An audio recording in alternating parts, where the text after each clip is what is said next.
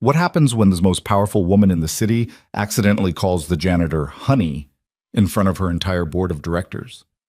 She expected silence, maybe an apology, maybe the man to disappear. Instead, he looked up from his toolbox and said exactly what no one in that room had ever dared to say to her face, and nothing was ever the same again.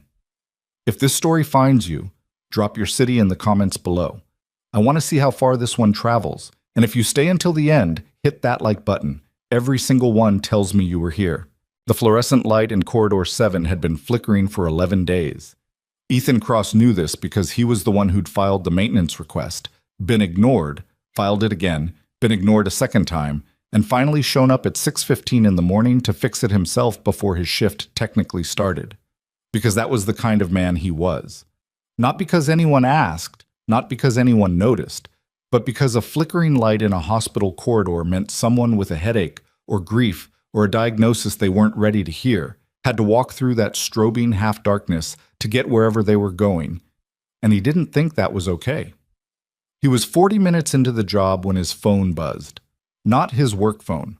The other one, the prepaid he kept in his left breast pocket, always on silent except for one contact. "Daddy, Mrs. Patterson says I need money for the field trip tomorrow. It's $8. He read it twice. Then he pulled out his wallet and counted what was in there. $14 and change, plus a gas station receipt he'd been meaning to throw away for 2 weeks. He typed back, "You'll have it. Love you. Eat your breakfast." He didn't tell her he'd been eating peanut butter crackers for lunch 3 days running. She was 8. She didn't need to know. No. Ethan Cross was 32 years old, and he had the hands of a man who'd been working with them since he was 16. Not in a romantic way. Not in the way people describe in movies, where someone's rough palms are a sign of salt of the earth nobility or whatever. His knuckles were permanently discolored from an incident with a pipe fitting 2 winters ago. His right thumb had a scar from a box cutter that had slipped while he was cutting drywall. His index finger on his left hand sat at a slight angle, healed wrong after he broke it during a particularly bad stretch when he couldn't afford an emergency room copay and had taped it himself and hoped for the best. He was not a tragic figure. He would have been annoyed if you'd called him one. He had a job. He had his daughter. He had a 1-bedroom apartment in the Eastfield district that was small enough that he'd converted the walk-in closet into a second bedroom for Lily, complete with glow-in-the-dark stars on the ceiling and a little wooden shelf he'd built himself for her books. It wasn't much, but it was theirs. His wife Claire had been gone for 4 years. He didn't talk about it. Not to coworkers, not to his supervisor, barely to his mother when she called on Sundays. What was there to say? She got sick, they fought it, they lost. Lily had been 4 years old and had called for her mother for 6 months after, and Ethan had answered every single time by just sitting on the floor outside her door until she fell back asleep, because there was nothing to say. There were no words that fixed it. You just showed up. You just kept going. He'd gotten licensed in electrical work, plumbing, HVAC, general contracting. Not a degree. He didn't have a degree and couldn't afford one, and frankly hadn't had the time or mental space for night school while also raising a child and keeping a job. But certifications. Papers that said he knew what he was doing, that he wasn't going to burn someone's building down. He'd been working contract maintenance for 6 years through a company called Allied Field Services, which meant he went wherever they sent him, fixed whatever needed fixing, and went home. Sometimes the jobs were interesting. Mostly they weren't. The call that changed everything came on a Thursday. Cross. His supervisor, a guy named Ron, who communicated primarily through clipped single-syllable words and forwarded emails, had called him just after lunch. "You do electrical?" "I'm licensed." "Novacore Technologies." "Got an emergency call. Their main conference floor's got a partial panel failure. Half the floor's on backup power. They've got a board meeting tonight, and their usual guy can't get there until tomorrow." Ethan had heard of Novacore. You'd have to have been living in a cave not to. It was one of those companies that had exploded in the past 5 years. AI integration systems, enterprise software, something that apparently made other companies able to run more efficiently and at scale. He didn't fully understand what they actually did, but he understood they were worth a lot of money, and that their office was on the 34th floor of the Callaway Tower downtown. I can be there by 2, he said. They need someone by 1:30. Then I can be there by 1:25. A pause. Don't be weird about it. These people are important. I know how to do my job, Ron. He packed his secondary kit from the truck. He kept 2, one for residential and one for commercial, because commercial panels were a different animal entirely, and drove downtown with NPR on the radio, half listening to a segment about supply chain disruptions while mentally reviewing what a partial panel failure on a backup system usually looked like and what parts he'd need. He did not think about the CEO of the company. He did not think about anything except the job.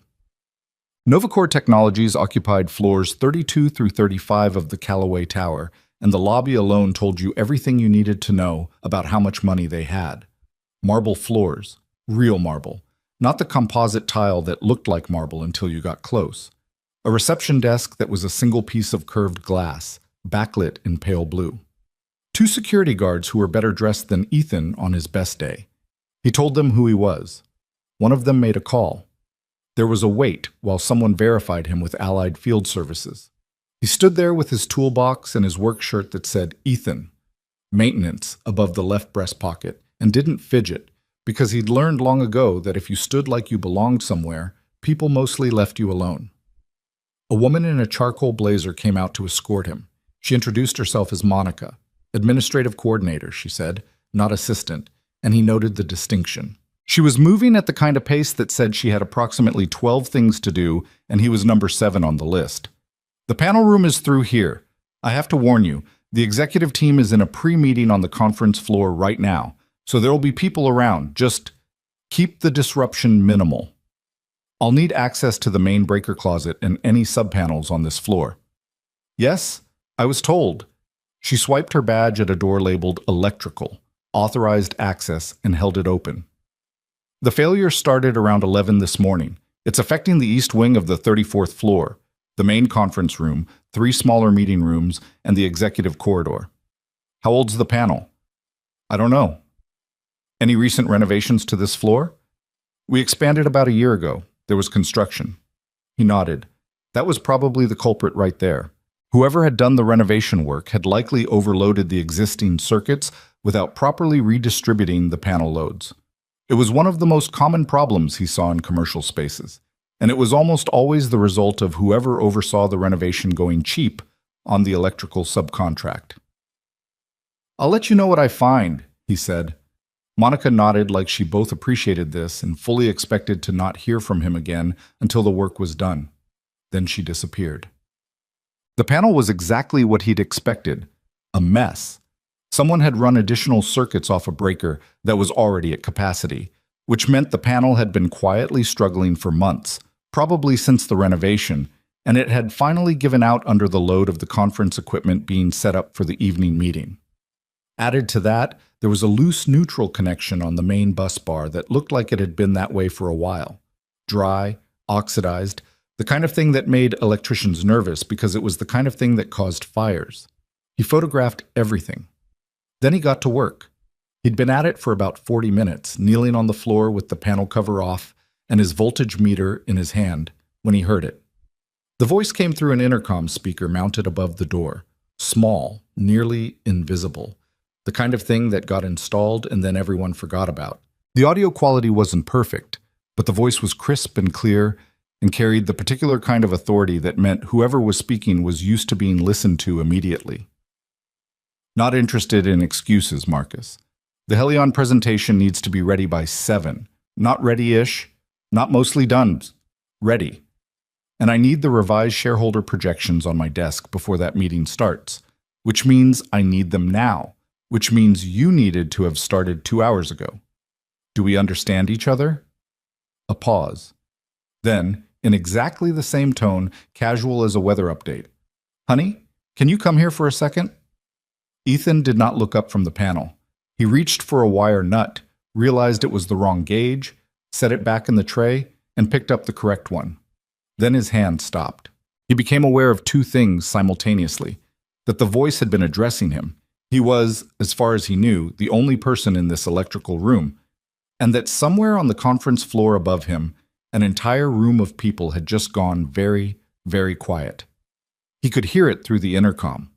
The silence had a texture to it, the kind of silence that meant everyone in that room was either holding their breath or actively pretending to look at their phones.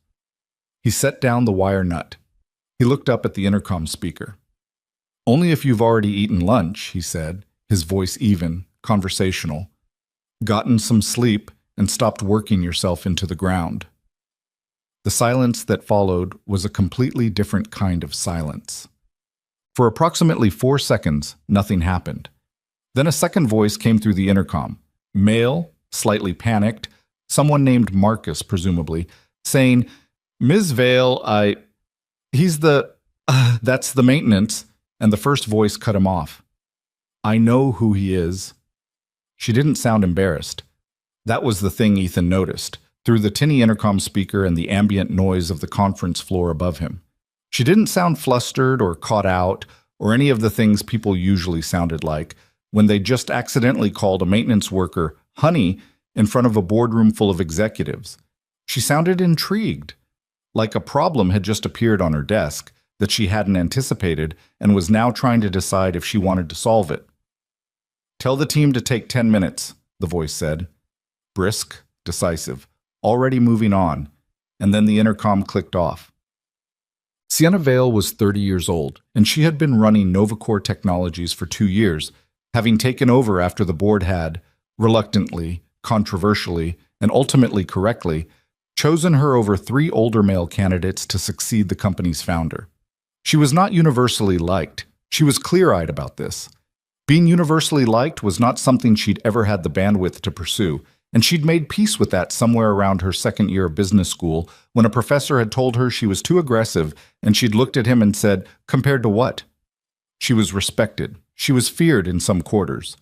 She had been on the cover of 2 business publications in the past 18 months and had given those interviews with the wariness of someone who understood that visibility was a double-edged thing. She ran a company that employed 400 people and was worth, as of the last valuation, somewhere in the neighborhood of $3.4 billion. She had not eaten lunch. She had in fact not eaten since 6 in the morning, when she'd had half a protein bar while reviewing the Helion merger documents on her phone during the car ride in. She also had not slept particularly well in approximately 3 weeks, which was its own separate issue. She walked into the electrical maintenance room 11 minutes after she'd clicked off the intercom. She'd handled 2 things first. She wasn't going to pretend she hadn't, because that was how she was built. Problem in front of her, clear the desk, then circle back. But she had circled back. The room smelled like industrial cleaner and warm metal. The maintenance worker, she'd been handed his name on a slip of paper by Monica, who had appeared from nowhere with the slightly martyred expression she wore when Sienna was doing something she considered inadvisable, was still on the floor, his legs folded under him, his attention entirely on the open panel. He looked up when she came in. She'd expected something, an apology, mortification, maybe the aggressive over-deference that some working people performed around her, all "yes ma'am" and "sorry" didn't mean anything by it, as a way of preemptively managing any potential blowback. He didn't do any of that. He just looked at her. His eyes were brown, a dark, steady brown, and there were lines at their corners that suggested either a lot of time spent squinting outdoors, or someone who'd been under pressure for a long time, or both. His face was not particularly remarkable, except that it was entirely without performance. No reading the room. No calculating. He was just looking at her the way you'd look at anyone who'd walked into the room where you were working. "Ms. Vale," he said. Not a question, not a greeting, just an acknowledgement. "You realize," she said, and she kept her voice neutral, "that what you said could be interpreted as quite a few things." "I know what I said." "You're not concerned about what I might do with it?" He picked up what she understood to be a wire connector. She knew approximately nothing about electrical work, and applied it to whatever he was doing in the panel with the focus of someone who had 17 more things to do after this. "With what?" he said. "I told you to eat lunch and get some sleep. If that gets me fired, I'll take my chances." "You're not worried." "About what? You finding me replaceable?" He sat back slightly, not enough to stop working, just enough to indicate that he was capable of having a conversation and doing his job simultaneously. "I'm a maintenance contractor from Allied Field Services. I was replaceable before I walked in. This was not false. She'd worked with Allied a handful of times and had found them perfectly competent and completely interchangeable in the way that most contracted services were. That's a remarkably unbothered worldview, she said. I've got a lot to be bothered by. This isn't one of them. She stood there for a moment. In her experience, conversations went one of two ways when she chose to have them. Either the other person told her what she wanted to hear as quickly as possible, or they spent the whole time trying to figure out what she wanted to hear and delivering it in installments. Neither was particularly satisfying. This man appeared to be doing neither. What's the problem? She asked. With the panel? Yes. He explained it. He explained it clearly and without condescension, which she would not have expected. Most contractors either over-explained as if she couldn't possibly follow, or under-explained as if she couldn't possibly understand. He told her that whoever had done the renovation work the previous year had added circuits to a panel that was already near capacity, that the loose neutral connection was a more immediate concern than the overloaded breakers, because it was a potential fire hazard, and that the whole thing needed to be redistributed and the connection properly tightened and sealed before they ran anything critical off this floor. How long? She asked. The loose neutral's an hour. The redistribution is a bigger job. You're looking at probably 2 visits, today and tomorrow morning. I can stabilize everything for tonight, get you through your meeting, and come back tomorrow to do the full repair properly. The meeting is critical. I know. You'll have full power to the conference room by 5 o'clock. She was quiet for a moment, looking at him. You're not from facilities, she said. Allied Field Services. Your usual guy couldn't make it. Allied usually sends someone more... She searched for the word. Corporate? I was going to say deferential. He almost smiled. It was slight, barely a shift at the corner of his mouth, and then it was gone. That's not really my thing, he said. She ordered food to the executive floor at 4:15. This was not something she typically did. She typically ate, when she ate, at her desk or in back-to-back meetings, or occasionally while standing over Monica's desk asking questions. A full lunch order for one, from the Mediterranean place on the building's ground floor, placed at 4 in the afternoon, and delivered by one of the building's internal couriers with a single sticky note that said, "Eat it." This was new. She wasn't sure why she'd done it. She told herself it was because she'd happened to be ordering something anyway. She told herself she wasn't entirely sure herself. She ate at her desk and worked through the Helion files and did not think about the maintenance worker on the floor below. She thought about him at 4:47 when Monica buzzed her to say that the East Wing had full power restored and the contractor had left a written report of the work completed and a note about the return visit scheduled for tomorrow morning. She read the report. It was thorough. More thorough than she expected. Detailed notes on the fault conditions, clear documentation of what had been done, what remained to be done, and why. Professional language, not showing off, not padding, just clear. At the bottom, in handwriting rather than typed, he'd added, the loose neutral on the main bus bar had visible oxidation consistent with at least 6 to 8 months of thermal stress. Whoever approved the renovation electrical work last year should review their contractor's documentation. There may be other code compliance issues worth looking at. She stared at that for a moment. Then she put the report in her follow-up folder, which was where things went when they mattered, and she intended to come back to them. The board meeting went without incident. The Helion presentation landed well.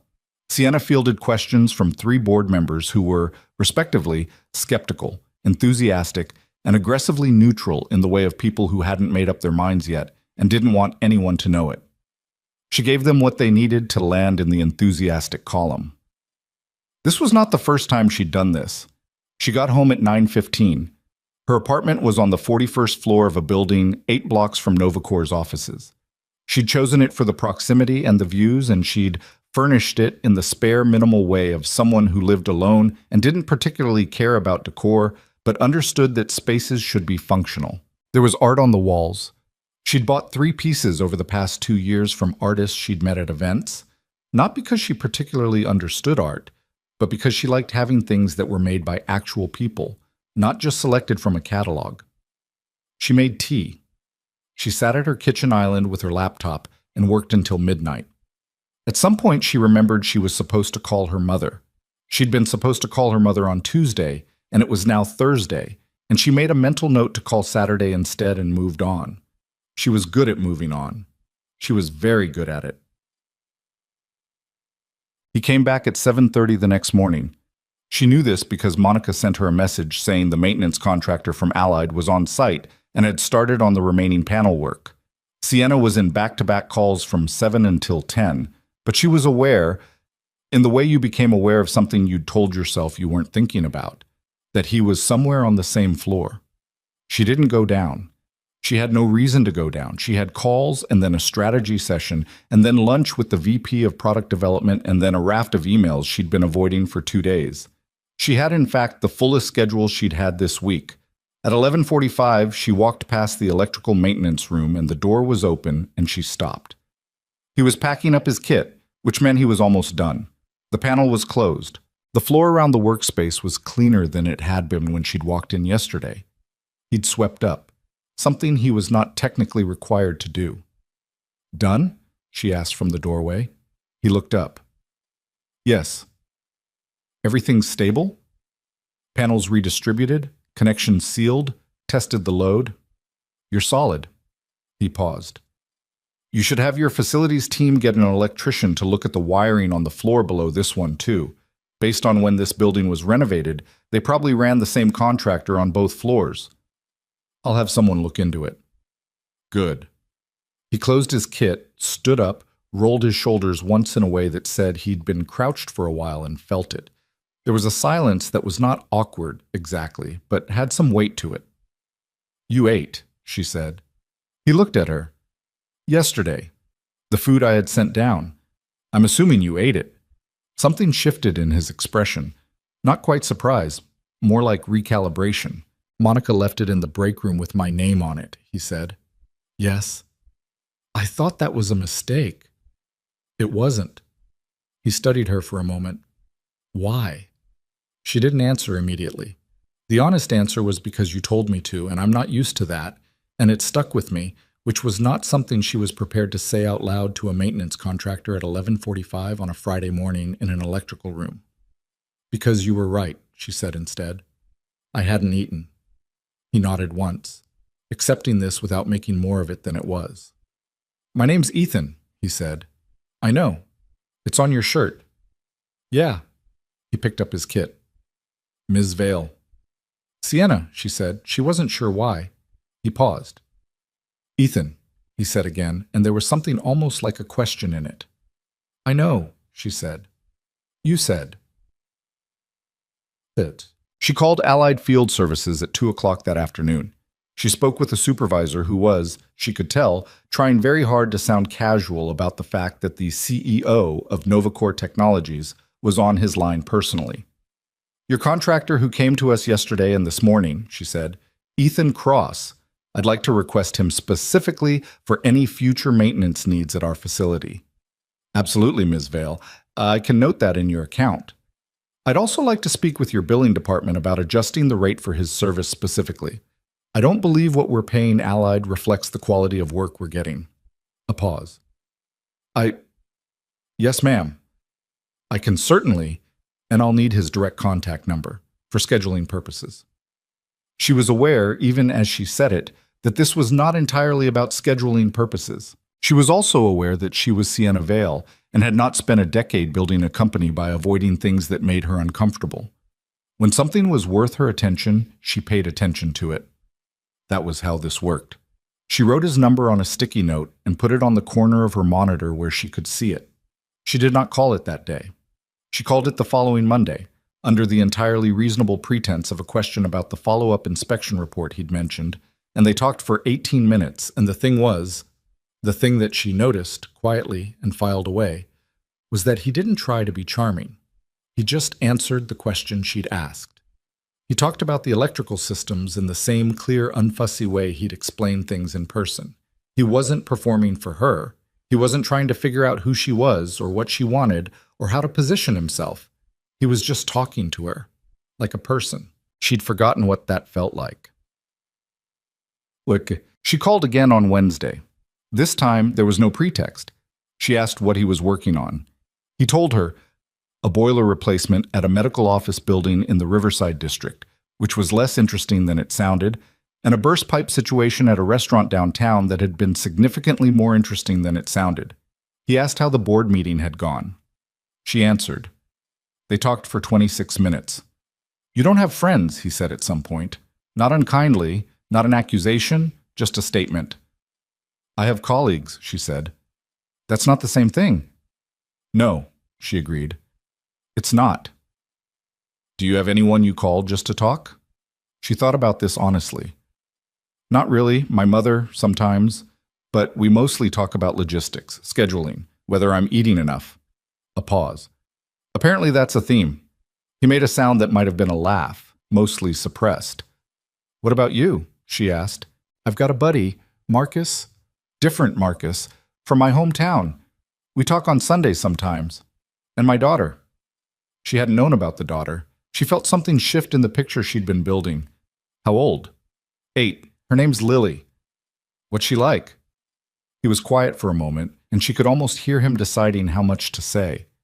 She's the best person I know, he said finally. She's smarter than me, and she already knows it.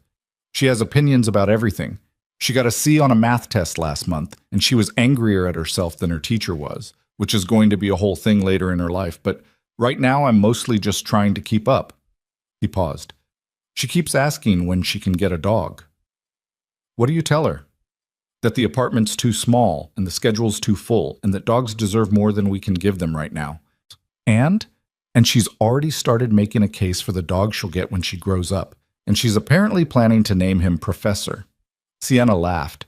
An actual laugh, not the polite, controlled kind she produced at work events. She sounds like someone I'd want to know, she said. Ethan was quiet for a beat. When he spoke again, his voice had shifted slightly. Still even, still measured, but with something careful underneath it. She is, he said. She started reading about Novacore's internal systems with fresh eyes that week. This was not unusual. She reviewed internal reports constantly, but she found herself paying particular attention to the Financial Operations Division, which was under Damien Frost, her chief operating officer. Damien was 44 and had been at the company since before Sienna, had known the founder personally, and had a reputation within the company as someone who got things done and who was, in the careful language of company politics, not universally beloved by the people beneath him. She'd always found him efficient. He delivered results. He was occasionally arrogant in the way of men who'd been in a room long enough to think it belonged to them. She hadn't considered looking at him too closely. She found a discrepancy on a Thursday evening, which was how it always started, a number that didn't quite align with the report she'd read the previous week. A small thing, the kind of thing that might have been a data entry error. She spent an hour tracing it. It led to another discrepancy. And another. She closed her laptop at midnight and sat in her kitchen in the quiet, and looked at the skyline through the window, and thought about what patterns looked like when you were inside them, versus when you saw them from the outside. She thought about what Ethan had said in that brief note at the bottom of his report. There may be other code compliance issues worth looking at. It was not directly relevant. It was just that she'd been thinking about what it meant to look at something carefully and see what was actually there, instead of what you expected to find. She opened her laptop again. She kept pulling on the thread. The third time she went to find him, she didn't have a pretext at all. Allied had sent him for a routine inspection of their HVAC system. A scheduled visit, nothing to do with her. She'd known he was coming because it was in the facilities calendar, and she had not gone down to the mechanical room on the 32nd floor, and then at some point around 2 in the afternoon she had, in fact, gone to the mechanical room on the 32nd floor because she was Sienna Vale, and she didn't spend energy pretending she wasn't interested in things she was interested in. He was up a ladder with an inspection light, looking at something in the duct junction overhead. "You're going to fall," she said from the doorway. "No, I'm not. That ladder doesn't look stable. It's fine. The feet are locked." He didn't look down. "You're not here about the HVAC. What makes you say that?" "Because you have an entire facilities team who handles this, and you came down here in a blazer and heels." She looked down at her shoes. "These are reasonable heels." "For an office, sure. For a mechanical room, not so much." He came down the ladder, folded it, and turned to face her. His inspection light was still on, clipped to his belt, and it made the shadows in the room a little strange. "What's going on?" She didn't answer immediately. She was trying to figure out what she wanted to say, which was unusual for her. Sienna Vale generally knew exactly what she wanted to say. "I found something," she said finally, "in the financial reports. Something I don't like." He waited. "I'm not sure yet what it is. It might be nothing. It might be—" She stopped. "I don't have anyone I can talk to about it, not internally, and I don't want to bring in outside counsel yet because I'm not sure what I'm looking at." He was watching her with the same steady attention he gave everything, not hurrying her, not trying to fill the silence. "And you thought you talked to the maintenance guy," he said. Not unkindly, just naming it. "I thought I'd talk to someone I trust," she said. The word trust sat between them for a second, slightly exposed, the way words got when you said them before you'd fully thought through the implications. He looked at her for a long moment. "Okay," he said. "Tell me what you found." She told him. Not all of it. She was still working through the details, but the shape of it. The numbers that didn't line up. The reports that had been retroactively altered in ways that were subtle enough to miss unless you were looking very carefully. The pattern of what was moving and where it seemed to be going. He listened without interrupting. He asked 2 questions, both of them practical and specific and not at all what she'd expected. When she finished, he was quiet for a moment. "You have someone inside who you trust completely?" he asked. "I don't know anymore." "Then you need to be careful," he said. "If someone's moving money and altering documentation, they've been doing it for a while, which means they've had time to get good at it.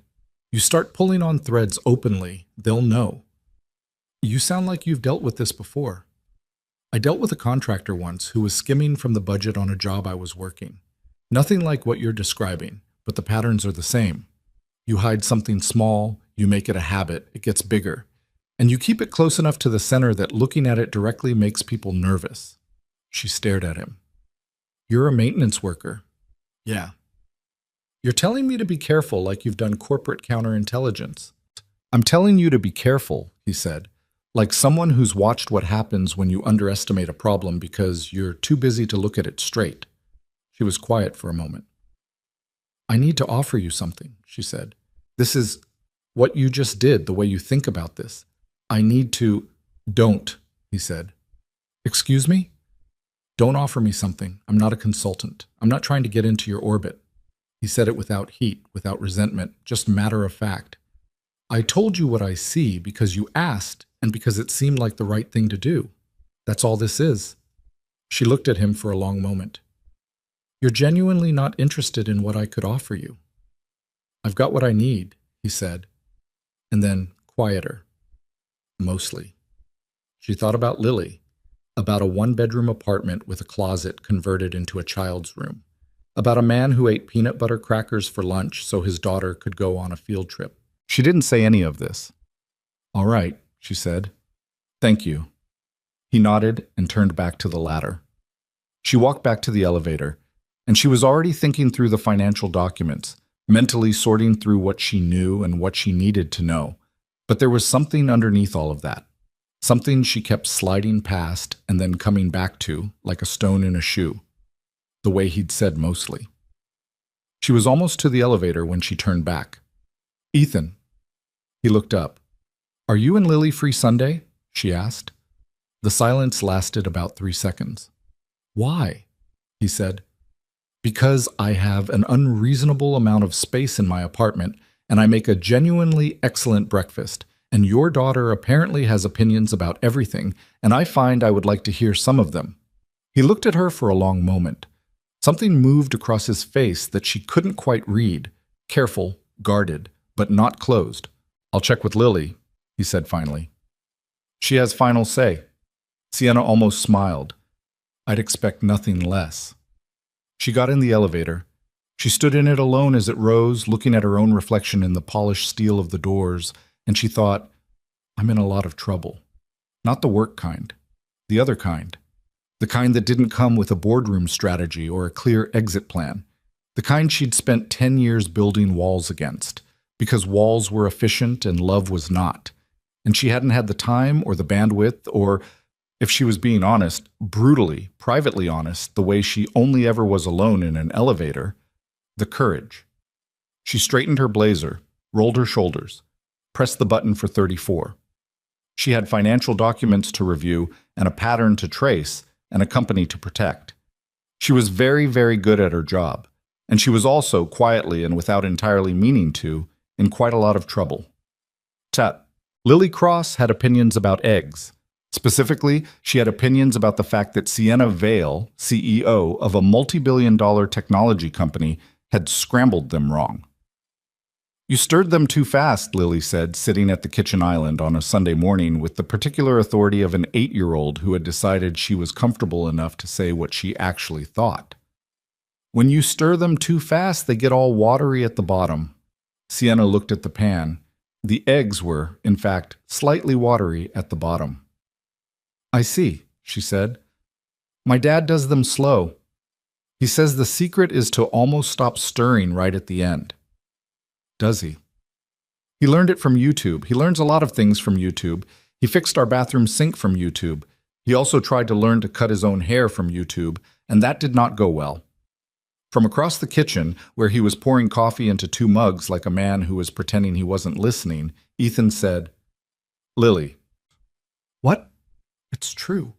You wore a hat for 2 weeks. 1 week. 2 weeks. I counted. Sienna kept her face very still because she could feel the laugh coming, and she wasn't entirely sure yet if laughing was the right move. She'd been unsure of a lot of things since 7:45 that morning when Ethan had knocked on her door with Lily beside him holding a small bag that turned out to contain, inexplicably, a library book, a drawing she'd made of something that might have been a cat or possibly a dragon, and a packet of hot cocoa mix because, she'd explained, she didn't know if Sienna had good hot cocoa or not, and she hadn't wanted to risk it. Sienna had never been brought a packet of hot cocoa mix before. She did not know exactly what to do with this information. The eggs are fine, Ethan said, setting a mug near Sienna's hand.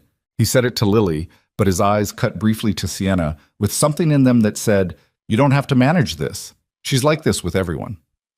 They're a little watery, Lily said, but she was already eating them, so the critique was purely academic. Sienna drank her coffee and watched the two of them exist in her kitchen and tried to remember the last time her apartment had felt like somewhere people actually lived rather than somewhere she kept her things between work.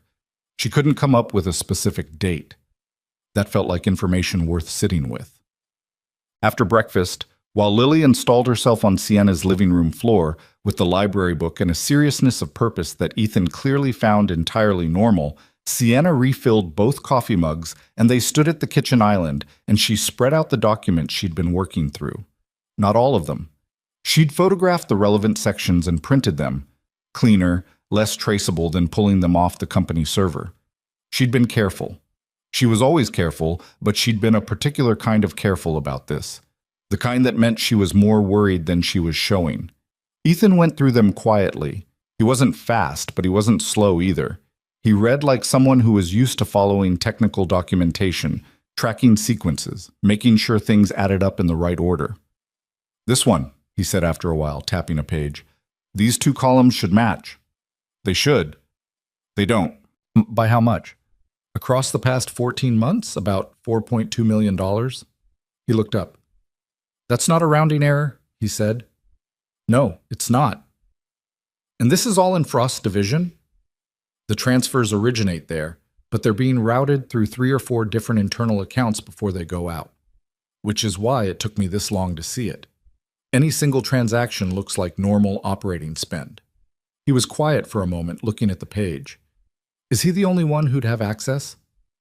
At this level, there are maybe 4 people who could authorize what I'm seeing here.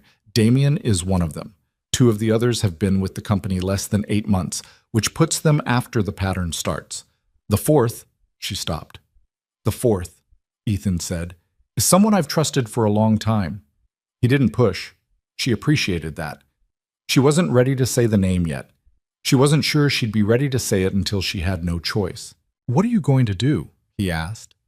I'm going to keep gathering, quietly, until I have enough that there's no way to explain it away. He nodded. He was still looking at the documents, and there was something in his expression she was learning to recognize. the particular quality of attention he gave things that worried him. It wasn't dramatic. It was just very still. "Be careful who you tell," he said. "They know you're looking. I know." "I'm serious, Sienna." It was the first time he'd said her name like that, direct, without any of the careful distance he usually kept around it. She noticed this and said nothing about it. "I know," she said again. "I've been doing this for a long time." "Yeah," he said, "but I don't think you've had to do it from the inside before." She didn't have an answer to that, because he was right.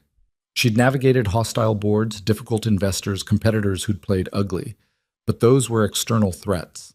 She understood external threats. She'd built walls against them. What she was looking at now was something that had been growing inside the walls, and that was a different thing entirely. Lily, who had apparently finished her chapter and decided she'd been patient long enough, appeared at the kitchen island and announced that she wanted to see the rest of the apartment. Ethan started to say something about that being up to Sienna.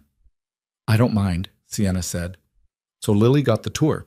She was methodical about it, opening no drawers or cabinets. She had clearly been briefed on what constituted acceptable curiosity, but looking at everything with a careful thoroughness that reminded Sienna of someone she couldn't quite place until she realized she was reminded of herself.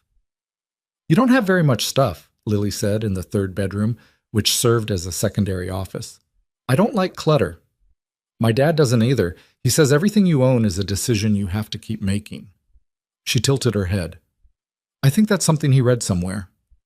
"It sounds like something someone read somewhere," Sienna agreed. "I have a lot of stuff, though, mostly books." Lily moved to the window and looked out. 41st floor. The city spread out in every direction, the downtown skyline catching the late morning light. "Wow." "Yeah," Sienna said. "Do you ever get used to it?" "Honestly, no. I've been here 2 years and it's still—" She stopped, looked at the view. "Still feels a little unreal sometimes." Lily pressed her nose against the glass briefly, which left a small smudge, and Sienna did not say a word about it. "My room has glow-in-the-dark stars," Lily said. "They're not real stars, obviously, but Dad set them up so they're in the right positions, like actually the right positions. He used an app." She turned from the window. "Do you get lonely? In a big apartment by yourself?" Sienna looked at her for a moment.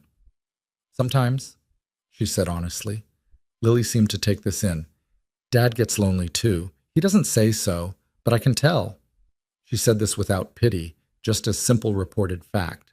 "He works a lot and comes home and he's tired, and he tries to make things okay for me, and then after I'm in bed, he just sits. I can hear the TV, but I don't think he's actually watching it." Sienna didn't say anything because there wasn't anything to say. "I think," Lily said carefully, "that grown-ups are lonely in ways that kids aren't. Like kids can just say, 'I'm lonely. Will you play with me?' But grown-ups don't do that." "No," Sienna said. "They don't." "I think that's dumb," Lily said, with the simple certainty of someone who hadn't yet learned to dress her opinions up. Then she walked back out to the living room to retrieve her library book. Sienna stood at the window for another moment. The city sat there in the light, enormous and indifferent, and full of people who were lonely in all the particular ways that adults were lonely. And none of them were saying so. And she thought about an 8-year-old who'd packed her own hot cocoa and brought it to a stranger's house just in case, and she pressed her knuckles briefly against the glass. Then she went back to the kitchen. The following week was the kind of week that reminded Sienna why she'd built the life she had. 3 separate investor calls, a product development crisis that turned into a 36-hour scramble, a meeting with the board's risk committee that she'd come out of feeling like she'd run a full mile at speed. Damian Frost had sat across from her at the risk meeting and been perfectly smooth, perfectly confident, perfectly present, and she'd watched him with the particular kind of attention you gave something you'd decided to take apart, and she'd smiled at him and answered his questions and given him nothing. She was good at giving people nothing when that was what they needed to receive. On Thursday, she got a text from a number she'd saved as E-Cross, Allied. "Lily wanted me to tell you that she finished the library book and you were right about the ending. She says this proves you have good taste." She'd recommended a book. Last Sunday, when Lily had told her what she was reading, and Sienna had happened to know the series, and there'd been a brief exchange about whether the third book was worth the wait. She'd said yes. Lily had been unconvinced but willing to reserve judgment. Sienna read the message twice and then typed back, "Tell her the fourth one is even better and she should pace herself." 3 minutes later, she says she doesn't pace herself. Also, she wants to know if you'd come to her school thing next month. There's a science fair. She's doing something with magnets. Sienna put her phone down, picked it up again. "What kind of something with magnets?" The response took a few minutes. She imagined Ethan relaying the question. Then, "She says it's classified until the fair, but she'd like someone there who understands science. I think this is her way of saying my science is not up to standard. Your science got you through an electrical recertification exam. She knows. She still doesn't trust my opinions on scientific methodology. It's a whole thing." Sienna looked at this exchange on her phone screen for a moment.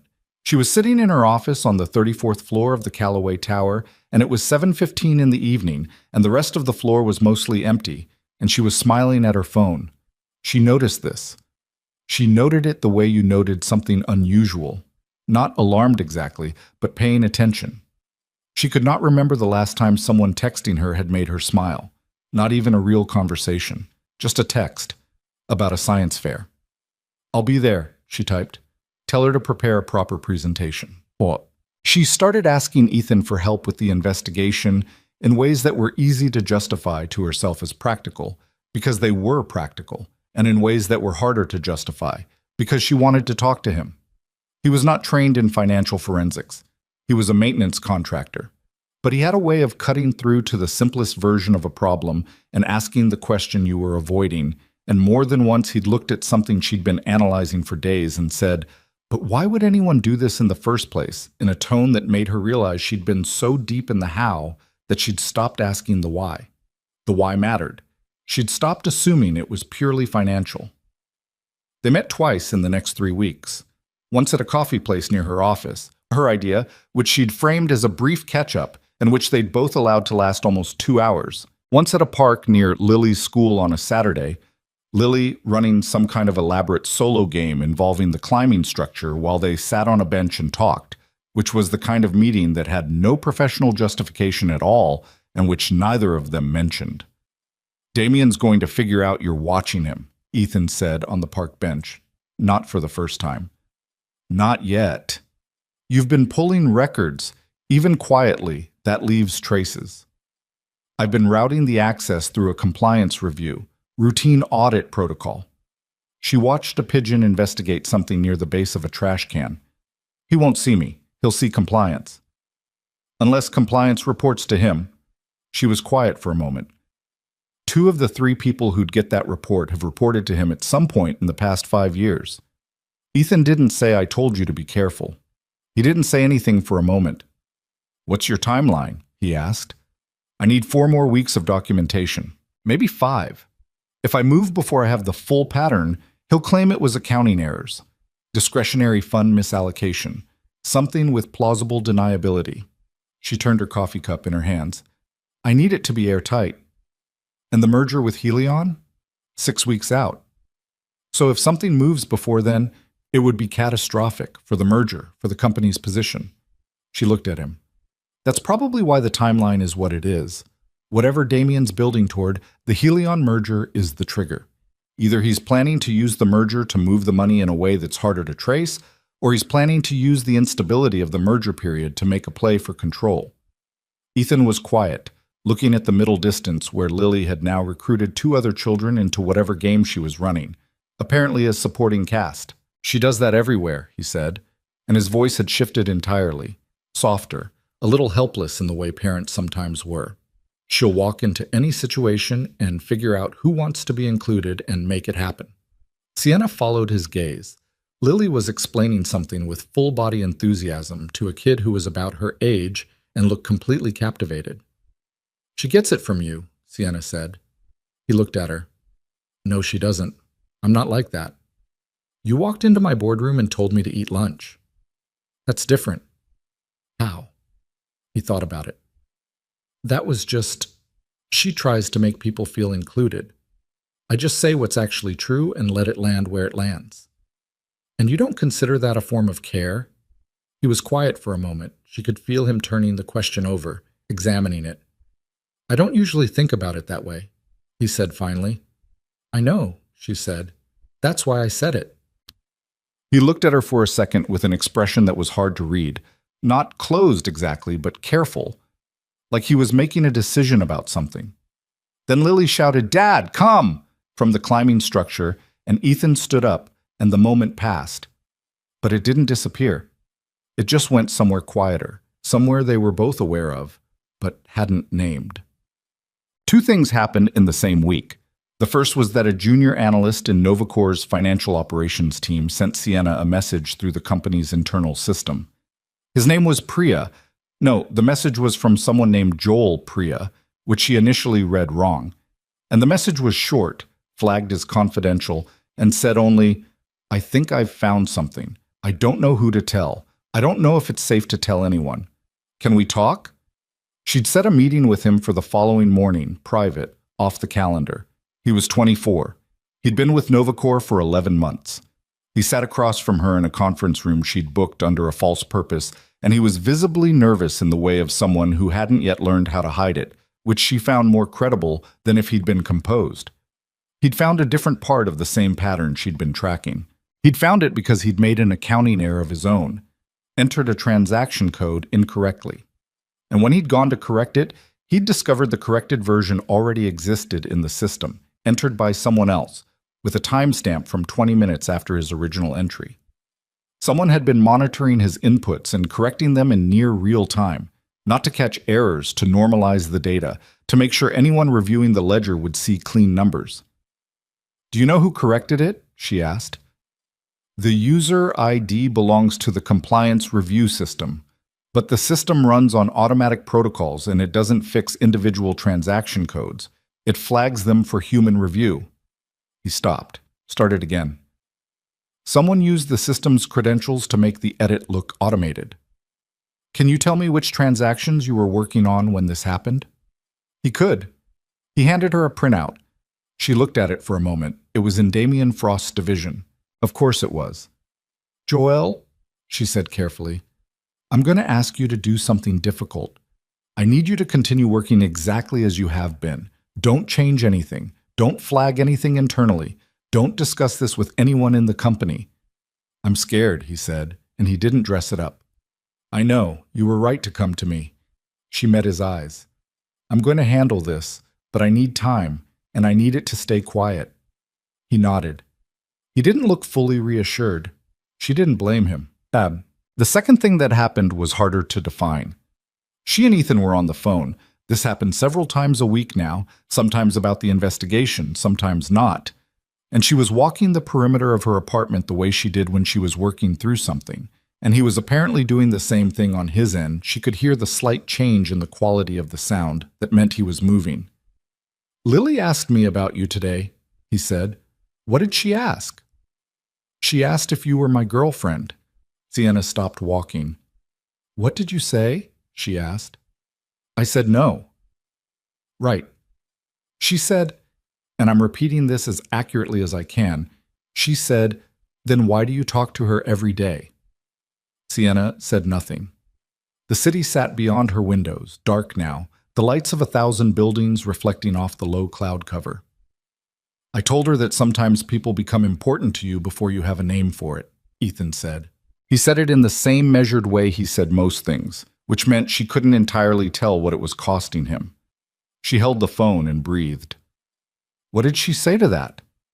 She said okay and went back to her book, which either means she accepted the answer or she's decided to let it go for now. With Lily, you can't always tell which one. "She's 8 and terrifying," Sienna said. "She's 8 and correct," he said quietly. There was a silence that was the kind she was getting used to. Not awkward, but full. The kind that meant something was in it. "Ethan," she said. "Don't," he said, not sharp, careful. "Not yet. I'm not. There are things I'm still working out." She understood what he meant. Not just "I'm cautious," not just "this is complicated," but something about what it meant to let someone into a life that was already full of risk, already stripped to essentials, already organized around protecting the one thing that mattered most to him. She was not a small variable to introduce. She was also, she knew this, had thought about it, not an easy person to be close to. She was difficult and demanding, and entirely too good at keeping people exactly as close as she wanted them and no closer. "Okay," she said. "Okay," he said. They stayed on the line for another 20 minutes without resolving anything, talking about Lily's magnet project and a problem Ethan had run into on a job in a documentary she'd watched the previous night about deep-sea fish. They talked like people who had become, without particularly planning it, necessary to each other. And then they said goodnight, and she sat in her apartment in the dark for a while and thought about how strange it was that the most uncomplicated she'd felt in years was in the middle of what might be the most complicated situation she'd ever been in. The invitation came on a Friday. Gold-embossed card, physically mailed, hand-addressed. A charity gala organized by 4 of the city's major financial institutions. The kind of event where attendance was less about the charity than about who you were seen talking to in the atrium.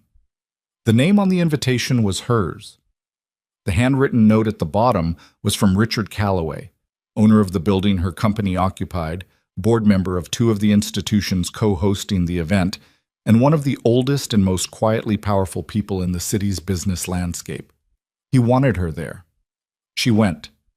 She wore the black dress she kept for this category of event, and she moved through the room the way she always did at these things. Precise, present, reading the currents. She could tell within about 40 minutes that something was different. People were talking to her normally on the surface, but underneath, there was something that felt like people measuring the distance between themselves and her, a subtle recalibration. She found out why when Richard Calloway himself appeared at her elbow near the bar, genial as ever, and said in a voice designed to sound like casual conversation, "I heard Helion's been asking questions, Sienna. Not publicly, but asking." "What kind of questions?" "About stability. About leadership continuity." He swirled his drink.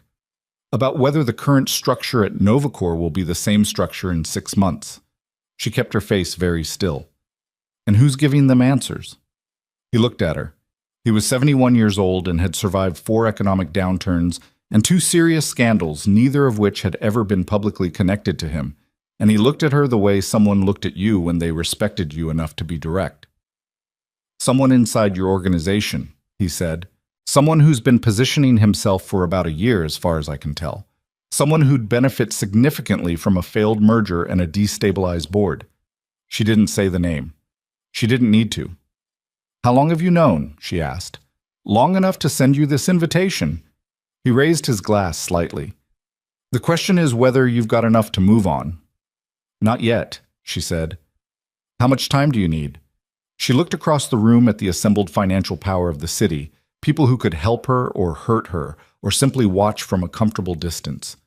And she thought about Joel Priya sitting across from her looking scared.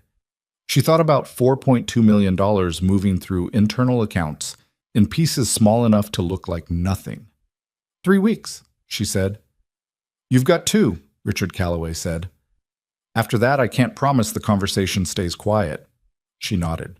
She had her second glass of wine of the evening, and she smiled at the people who smiled at her, and she made the rounds with the precision of someone running out of time who intended to make every minute count. In the car home, she called Ethan. He picked up on the second ring. "I need to move faster," she said. "Tell me you've been thinking about this." "I have been thinking about this," he said. She let out a breath. "Good." A pause. "How are you?" "Tired," he said. "Long week. Lily's got a cold. She's been up a few nights." "Is she okay?" "She's fine. She's annoyed. She considers being sick a waste of her time." A beat. "She keeps asking when you're coming over again." Sienna closed her eyes briefly in the back of the car. "Soon," she said. "Tell her soon." "I will." He paused. "Be careful at those things. Those rooms are full of people who are good at looking like allies." "I know." "You doing okay?" She thought about the answer. The real one, not the version she'd have given anyone else. "I'm okay," she said. Better, actually, now that I called. The silence on the other end had the particular quality of someone deciding something. Lily's asleep, he said quietly. I've got time. Tell me everything from tonight. She told him. And the city moved past the car windows, and she kept talking. And somewhere across town, in a small apartment with glow-in-the-dark stars on the ceiling, a man listened carefully and asked exactly the right questions. And she was not alone in the middle of the thing that was coming for her, and that mattered more than she'd known how to let it matter until now. She was 11 days from having enough. Sienna knew this because she'd been counting, not obsessively, but the way you counted when the margin between enough and not enough was the difference between winning and losing everything. 11 days of clean documentation filed in a system she'd set up outside of Novacore's server architecture, on a personal encrypted drive that lived in her apartment and nowhere else. 11 more days, and she'd have 14 months of complete financial records showing a clear, unambiguous pattern of internal fraud, investor manipulation, and what her outside attorney, the only person she'd brought in, quietly, billed through a personal account, had called, in the measured language of someone who understood the weight of words, a textbook case of fiduciary betrayal. 11 days. She didn't get them. So it started on a Tuesday evening, which was so ordinary a beginning for something catastrophic that she almost didn't recognize it for what it was. She was at the office late, later than usual, which was saying something, reviewing the Helion merger final terms with her legal team. The meeting had run long. They were in the last stretch of due diligence, and Helion's attorneys had sent over a revision to the governance structure that Sienna wanted to look at carefully before she agreed to anything. She'd sent her team home at 9 and stayed herself, because some things you had to read in quiet, without anyone else in the room giving you their version of what the words meant.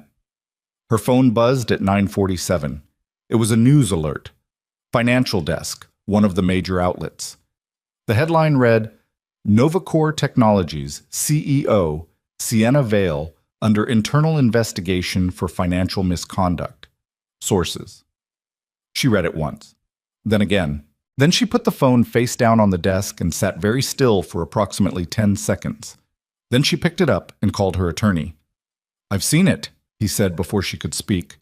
His name was David Hart. He was 63, and he had the particular calm of someone who had survived enough disasters to know that panic was the first thing you had to get rid of.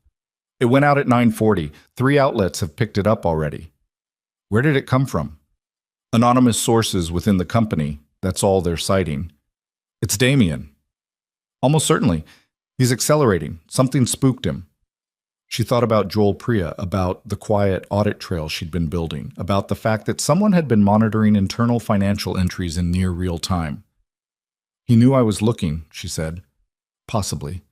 Or the Helion timeline moved faster than he expected, and he needed to act before you did. A pause. Sienna, your board is going to call an emergency session. I know. Tonight, probably. I know. She was already standing, already moving to the window. The city below was indifferent, lit up in all its ordinary nighttime business. What's my position? Your position is that you have nothing to hide and you welcome any review of your financial conduct. He said it steadily. But you have to be in that room. If you're not in that room, the absence speaks for itself. She called Monica next. Monica answered on the second ring, which told Sienna she'd also seen the news. Get me the board contact list, Sienna said. All of them, personal numbers. I need to make 6 calls in the next 20 minutes. Already on your screen, Monica said. I sent it 2 minutes ago. Thank you. A beat. Go home, Monica. I'm staying. Monica. I'm staying, Monica said with a firmness that was unusual enough that Sienna didn't push it. She made the calls. 4 of the 6 board members answered. 2 didn't. One of whom was a name she'd half expected. The other surprised her enough that she had to stop for a moment after she hung up and revise a mental calculation she'd thought was settled. She kept her voice level through all 4 conversations, gave them the same message in 4 slightly different registers. This is a fabrication. I have documentation that will make that clear. I need 48 hours. And she watched their voices for what wasn't being said. 2 of them gave her 48 hours. One of them said he'd need to consult with other board members first. The 4th said, gently and with the particular kindness of someone delivering news they found unpleasant. Sienna, the emergency session is already scheduled. Tomorrow morning, 8 o'clock. She thanked him and hung up. She sat at her desk in the empty office on the 34th floor and looked at the Helion merger documents still spread across the table, and she understood, with the specific, terrible clarity of someone watching something they built start to come apart at the seams, that she was not going to make it to 11 days. She was not sure she was going to make it to tomorrow morning. She called Ethan at 10:20. She hadn't planned to. She'd planned to call her attorney back, then go through the board member list again, and figure out who she could still reach tonight, then start preparing the documentation she'd need for tomorrow's session. She had a plan. The plan was what you held on to when everything else was moving, but her hands made the call before her plan did, and that was the thing she noted about herself, quietly, without judgment, as the phone rang. He picked up on the third ring. "I saw," he said. She didn't say anything for a moment. "How bad is it?" he asked. "Bad?" She pressed her fingers against the bridge of her nose. "Emergency board session at 8 tomorrow. 3 outlets running the story. Helion will see it by morning. Their attorneys will have questions by noon. What do you need right now?" She looked at the city through the window. 41st floor, all those lights. "I don't know," she said, which was the most honest thing she'd said all evening and the hardest. "Okay." A pause. She heard a sound on his end. A chair. He was sitting down. "Walk me through what happened. Start from when you got the alert." So she did. She told him everything. The board calls, David Hart, the 2 board members who hadn't answered, the revised calculation she'd had to make about who was where. She wasn't looking for solutions. She just needed to say it out loud to someone who wasn't going to tell her what she wanted to hear. He listened. He asked 2 questions. He didn't offer anything that wasn't useful. When she finished, he said, "Your documentation, the encrypted drive. It's safe? It's at home. Good. That's still yours. That doesn't go away. It's not enough yet. I needed 11 more days. Is there any way to compress that?" She thought about it. "If I filed the financial misconduct report with the board myself preemptively, tonight, it reframes who's the aggressor, but I'd be moving before I have the full pattern. He could claim the gaps are his evidence." "What does your attorney say?" "I haven't asked him that yet." "Call him back. Right now. I'll be here." She did. She had a 40-minute conversation with David Hart that she stood through the entire time, pacing the perimeter of her office, and by the end of it, they'd agreed on a strategy that was not the strategy she'd wanted, but was the strategy she had. She would walk into the board session tomorrow morning with everything she had, not everything she'd wanted, but everything she had, and she would present it herself, clearly, before Damien had a chance to set the frame. It was a risk. Every option was a risk now. The question was which risk you chose. She called Ethan back. "Okay," she said. "Okay," he said. "How are you doing?" She stopped. She sat down in her chair. She looked at her hands on the desk. They were steady. They'd been steady all evening, which she found exhausting in a way that was hard to explain. Maintaining steady was its own kind of work. "I'm scared," she said. She said it the same way Joel Priya had said it to her across a conference table, without dressing it up. Because she was talking to Ethan, and he'd never made her feel like she needed to dress things up. "I know," he said. "I built this company, not from nothing. I know it wasn't from nothing. I had investors and a board and a team. But I built what it is. The strategy, the direction, the culture. 400 people who came to work every day because they believed we were doing something worth doing." She looked at the wall.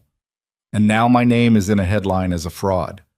"Your name is in a headline as someone accused of fraud," he said. "That's different. Not to the people reading it at 10 o'clock at night." "No," he admitted. "Not tonight. But it will be," she breathed. "You don't know that." "No," he said again. "But I know you, and you're not going to let this just happen to you." She was quiet for a moment. "Ethan?" "Yeah." "Go be with Lily." "She's asleep." "I know. Go be in the same place as her." She said it carefully. "It'll help. Not me. You." Just go be near her. A pause. You sure? I'm sure. She stood up, put her blazer back on, gathered the Helion documents into a folder even though she didn't know if they'd ever be relevant again. I have work to do, and you've already done more than you know. He didn't push. He understood when something was decided.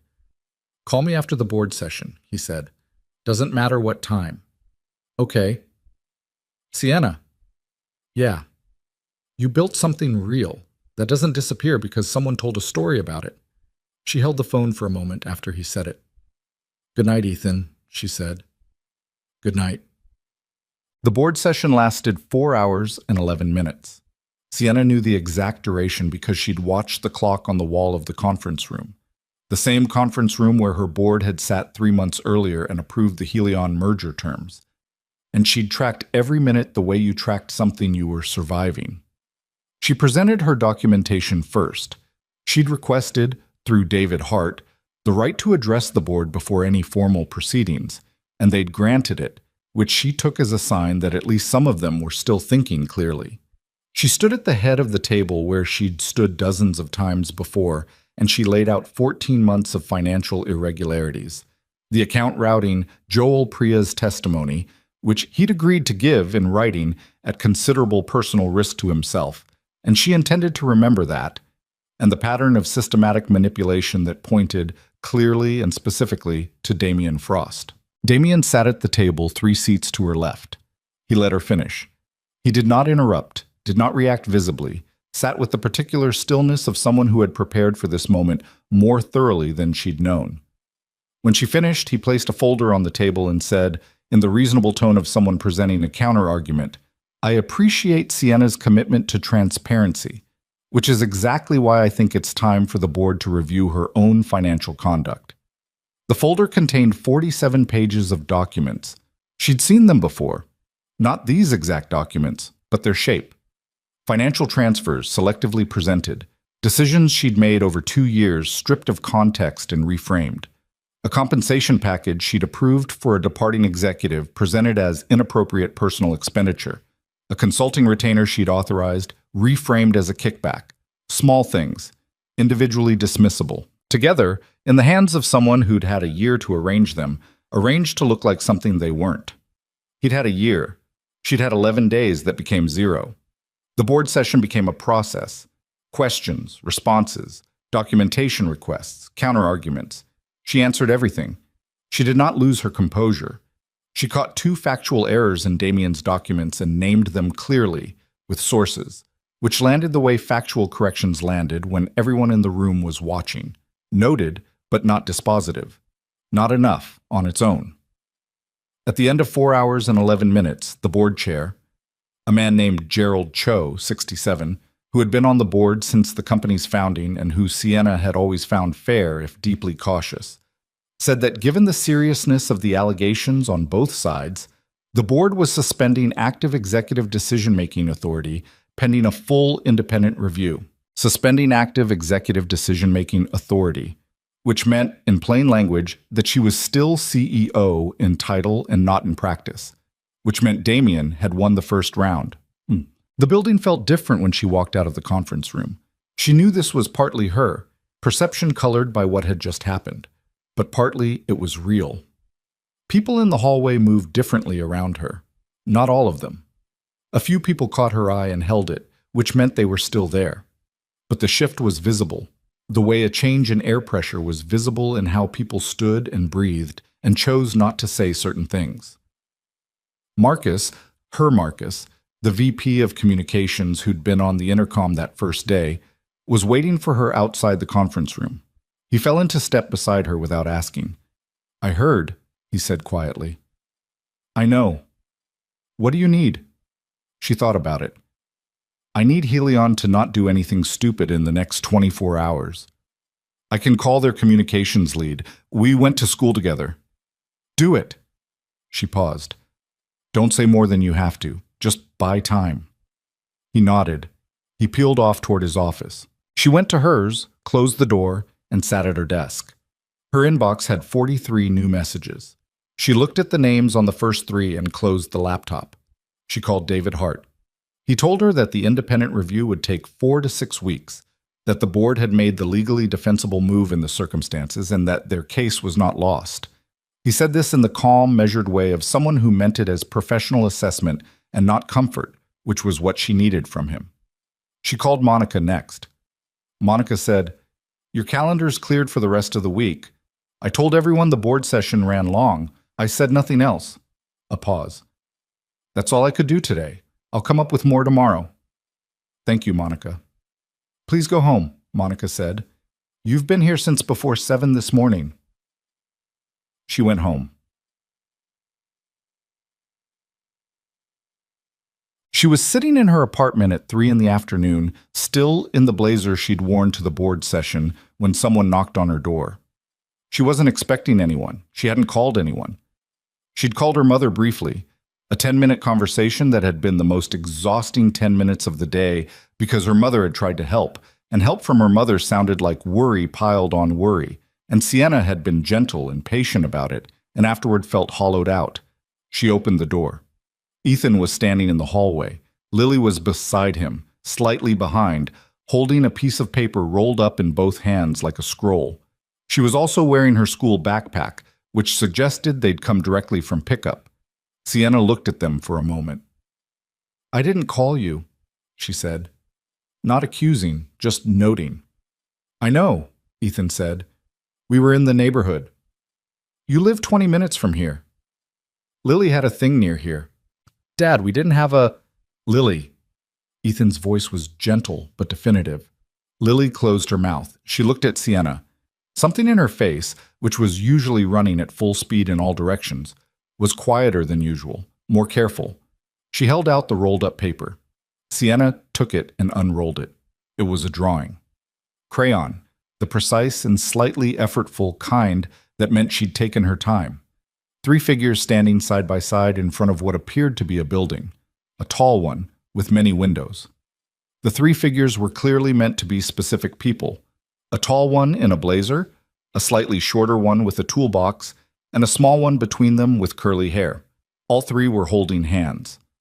Under the drawing, in the careful print of a child who had recently learned that handwriting mattered, it said, "We are your people." Sienna stood in her doorway and looked at the drawing for a long moment. "She insisted on bringing it today," Ethan said quietly. "She wouldn't tell me why she picked today until we were in the car." "I saw the news this morning," Lily said, with the directness of someone who hadn't learned yet to talk around hard things. "My teacher was talking about it before class. She didn't know I knew you." She paused. "I didn't like how she said it." Sienna looked at her. "How did she say it?" "Like it was decided. Like you already lost." Lily was serious in the way children were serious when they'd thought about something carefully. "I don't think that's true." Sienna didn't say anything for a beat. Then she stepped back from the door. "Come in," she said. "Bachap." Ethan made tea. This was, she noticed, something he defaulted to. The practical action, the thing that gave the room something to organize around. He found the kettle, found the tea, found the mugs, and moved through her kitchen with the easy competence of someone who'd been there enough times to know where things were. Which was true. He had been there enough times. Lily was at the kitchen island, doing homework she'd taken from her backpack, asking Sienna questions about math every few minutes with no apparent awareness that this was an unusual thing to do. Sienna answered when she could and said, "Ask your dad," when she couldn't, and the rhythm of it was strange and ordinary, and she found she was grateful for both qualities. "The board suspended my authority," she said when Lily was deep enough into a worksheet to be temporarily unavailable. Ethan looked at her over the rim of his mug. "Temporarily," she said. "Independent review, 4 to 6 weeks. Is the documentation enough?" "To clear me, yes." "I think so. My attorney thinks so." She wrapped both hands around her mug. "But clearing me and winning are different things. Damien's already talking to investors. I've heard through 3 separate people that he's been making calls for the past 48 hours. He's building a coalition." "Can he take the company?" She was quiet for a moment. "If he gets 3 more board members to flip, he can call a shareholder vote. If he controls enough shares through the investors he's already courted." She stopped. "It's possible." It's more possible than I want to say out loud. Ethan set his mug down. What would that look like? He'd restructure the leadership, install himself as CEO. The merger with Helion either collapses or gets renegotiated on terms that benefit the new structure. The 400 people who work at Novacor. She stopped again, looked at the countertop. Some of them would be fine. Some of them wouldn't. Damien has a list of people he considers loyal and a list of people he considers obstacles, and he is not subtle about which is which. She thought about Marcus, about Joel Priya, who'd taken a risk she'd asked him to take and was now sitting somewhere not knowing how it had landed, about Monica, who'd stayed. I'm not done, she said. I want you to know that. I'm not saying this because I'm giving up. I know you're not, Ethan said, but I think it's going to get worse before it gets better, and I wanted to. She paused. She looked at him directly. I wanted to tell you that whatever happens, you and Lily should not be part of the collateral. If there's fallout, if people start looking at who I spend time with, stop, he said. Ethan, stop. His voice was even, but there was something underneath it. I'm not a variable you can solve for. I'm not something you get to remove from the equation because you think it's cleaner. I'm trying to protect you. I know what you're doing. He looked at her steadily, and I appreciate it, and I'm telling you no. You have Lily to think about. I'm always thinking about Lily. That doesn't mean I disappear when things get hard. He was quiet for a second. That's not the kind of person I am, and I don't think you actually want me to be. She held his gaze. She didn't say anything. Sienna. He said it the way he'd said it on the phone that night, direct, without the careful distance. You're not going to face this alone. That's not something I'm offering you the choice about. Lily looked up from her worksheet. She'd clearly been listening. She said nothing, just looked at them both, then looked back down. But she was almost smiling, and she was not good at hiding it. Sienna looked at the drawing on the counter. 3 figures, all holding hands. She felt something loosen in her chest. Not break, not collapse, just loosen. Like something that had been held very tight for a very long time was remembering that it didn't have to be. Thank you, she said. The words came out smaller than she intended. Ethan picked up his mug again. Don't thank me, he said. Just show me what you have left on that encrypted drive. So she did. 2 days later, Damien called an emergency investor conference call. She found out from Richard Calloway, who was on the call's invite list and who messaged her afterward with 3 sentences and no punctuation, which was how he communicated when things were moving fast. He's positioning for a governance vote, has 9 investors committed as of this morning, needs 3 more board members. She had 2 board members she was certain of. 3 she believed were uncertain. 1 who had not returned her calls since the headlines broke. The math was not comfortable. She spent 3 days in meetings she hadn't scheduled, and phone calls that went past midnight, and conversations that required her to hold her position with exactly the right amount of force. Enough to be credible, not so much that she looked desperate. She slept 4 hours the first night, and 5 the second, and on the third night she didn't sleep at all, just sat at her kitchen island with the encrypted drive and her laptop, and went through everything again, looking for what she might have missed. She found it at 4 in the morning. It was small.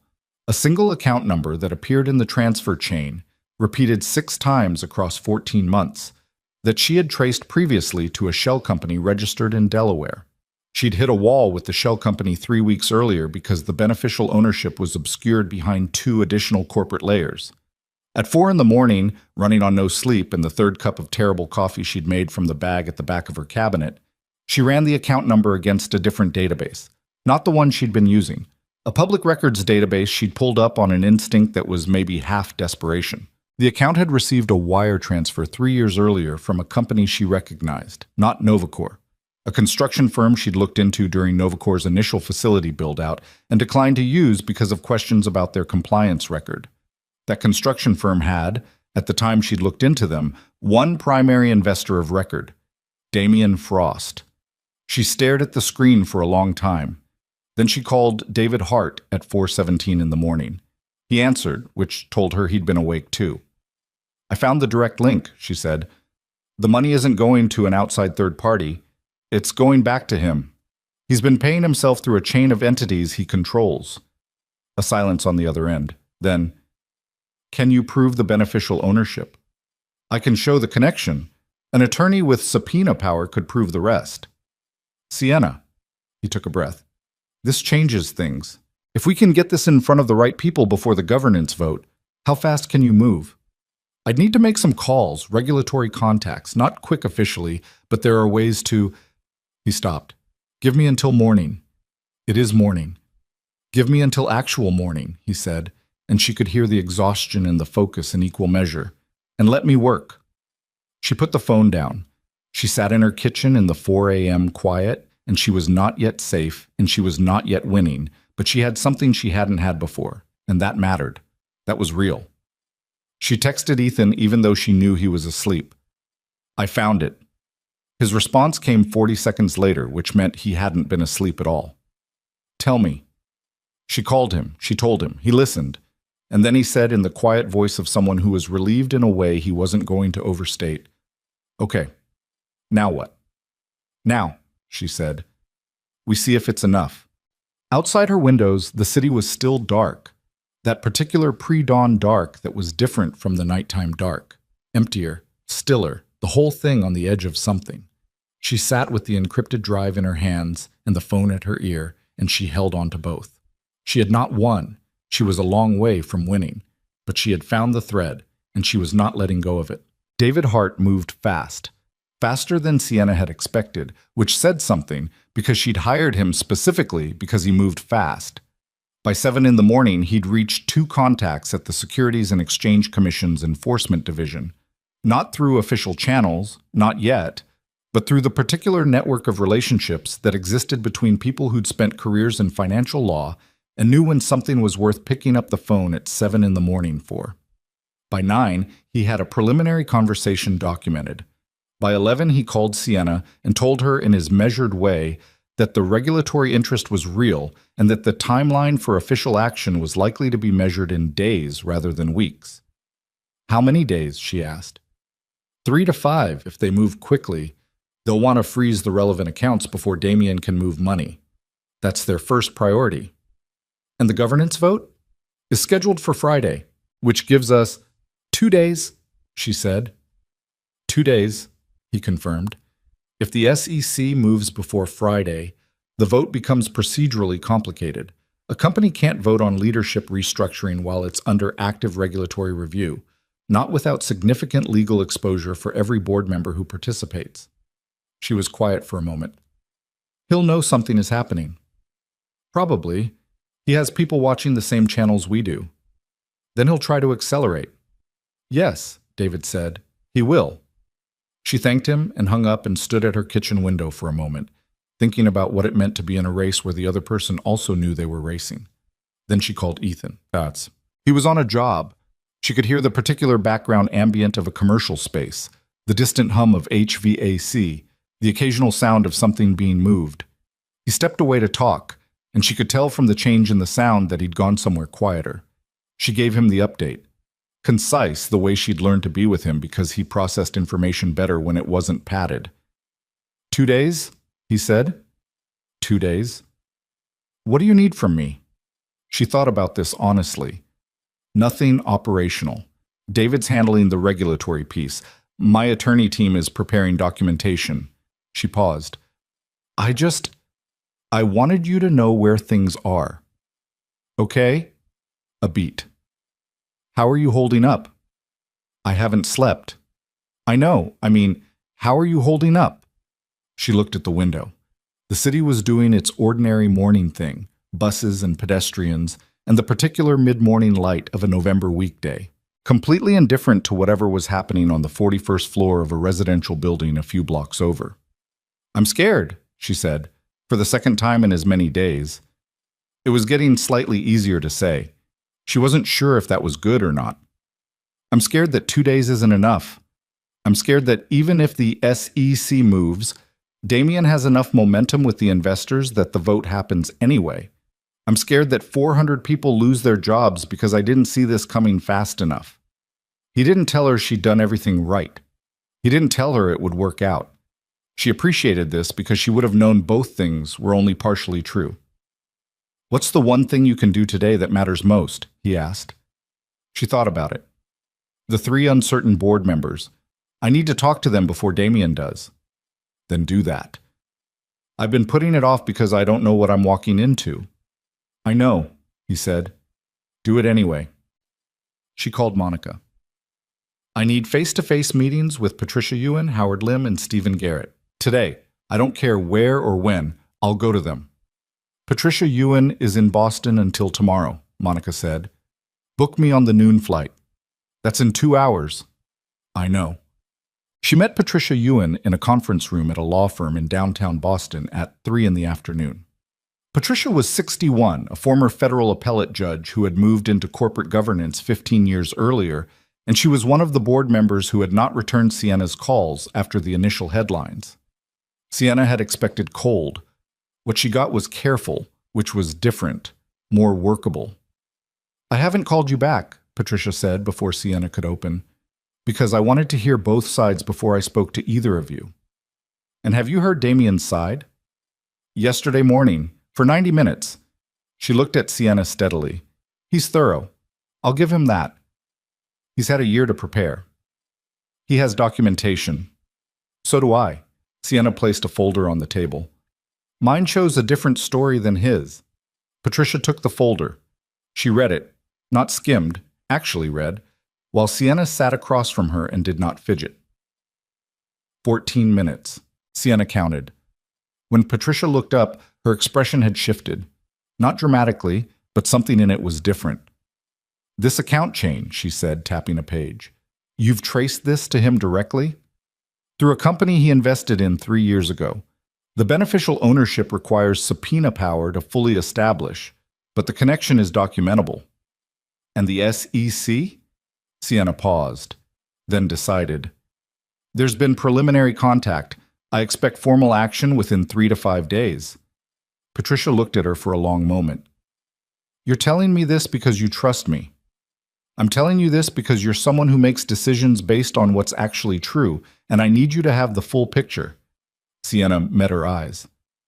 "I also need you to understand that if the governance vote happens Friday and the SEC moves Saturday, every board member who voted will have a very uncomfortable few months." This was a pressure point. She wasn't proud of it, but she used it because it was real, and Patricia Ewan had spent a career in law and knew the difference between a threat and a fact. "I need 24 hours, Patricia said. "You have them." Sienna took the 7 o'clock flight back and landed at 9:45, and had a car waiting and went directly to Howard Lim's house in the Westfield suburb because he'd agreed to a 10:30 meeting and she was not going to be late. Howard was 70, retired tech executive, had known the company's founder personally, and had a complicated relationship with the idea of Sienna as CEO that he'd never been entirely transparent about, but which she'd always been aware of. The conversation lasted an hour and was the hardest one she had that week. Howard asked questions that were pointed in the way of someone who wasn't fully committed but was paying attention. She answered them.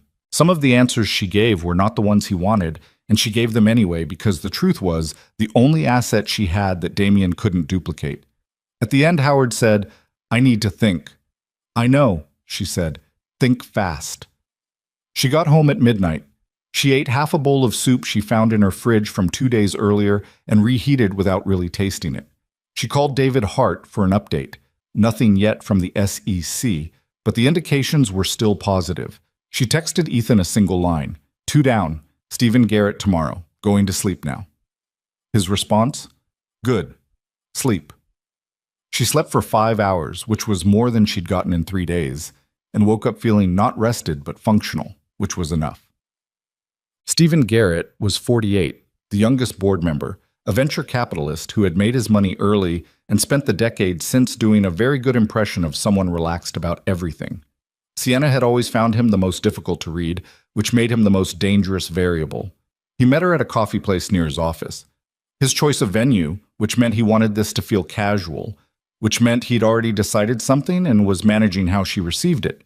She ordered coffee she didn't need and waited. "I talked to Damien this morning," he said, which was how he opened.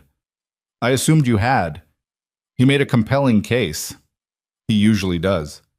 Stephen looked at his cup. He's offering a significant restructuring package. New leadership team, revised investor terms, a merger approach to Helion that he says is more favorable. He looked up. It's not a bad deal, Sienna. From a pure numbers perspective. From a pure numbers perspective, she said evenly. So was every deal he put together using money he was systematically stealing from the company. A beat. The SEC contact is real? He asked. She looked at him. Where did you hear that? Damien mentioned he'd heard something. She felt something cold move through her. If Damien knew about the SEC contact, he had someone inside the regulatory channel, or inside David Hart's network. Either way, his information was better than she'd thought. It's real, she said, and if you vote with him Friday, you'll be on the wrong side of it. Stephen looked at her for a long moment.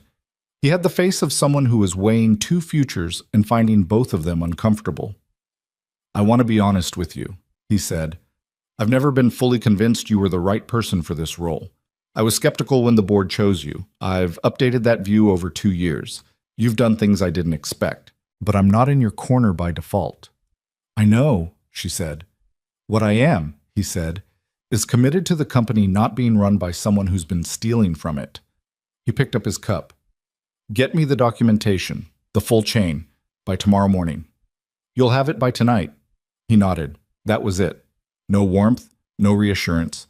Just a decision made on terms she could respect even when they were uncomfortable. She sent the documentation to his secure email before she was back in the car. The SEC moved on Thursday morning. Account freezes, formal investigation notice, and a preliminary injunction that prevented any significant financial restructuring at Novacor pending the investigation. David Hart called her at 8:15 with the news, and his voice had the particular quality of someone who had been doing this a long time and still found moments like this worth feeling. It's not over, he said immediately. This is one step. I know. Damien will fight it. He has resources and he has lawyers, and he's not going to accept this quietly. I know. But Friday's vote is effectively dead, she said. Procedurally, yes. She sat with this for a moment. She'd spent 2 years building a company. She'd spent the last month watching someone try to take it. She'd barely slept in a week. And now, in an 8:15 phone call on a Thursday morning, the immediate crisis had shifted. Not resolved, not finished, but shifted. She didn't feel triumphant. She felt tired in a way that went down to her bones. What happens now? She asked. Investigation runs its course. Weeks, possibly months. Your suspension is almost certainly lifted by the board within the next few days, but they have no legal basis to maintain it once the regulatory picture is clear. The merger with Helion. He paused. That's going to need work, but it's not dead. Damien, that's for the courts, but Sienna, he stopped. She could hear him choosing words. The account chain you found at 4 a.m, that's the core of the case. Everything else is supporting material. That was the thing that made this work. She thought about sitting at her kitchen island with bad coffee and an encrypted drive and the particular desperate focus of someone who had run out of options except the one in front of her. Thank you, David, she said, for answering the phone at 4 a.m. You pay me well, he said, but she could hear the almost smile underneath it. She called Ethan from the car. He picked up on the first ring. She could hear that he was outside. Wind, street sounds, the specific quality of daylight in audio. It moved, she said. A silence. Then, tell me. She told him. He listened without interrupting. When she finished, the silence lasted a few seconds longer than usual. Okay, he said finally. His voice was quiet. Okay. It's not done, she said. I want to be clear about that. It's not done. I know, but you're still standing.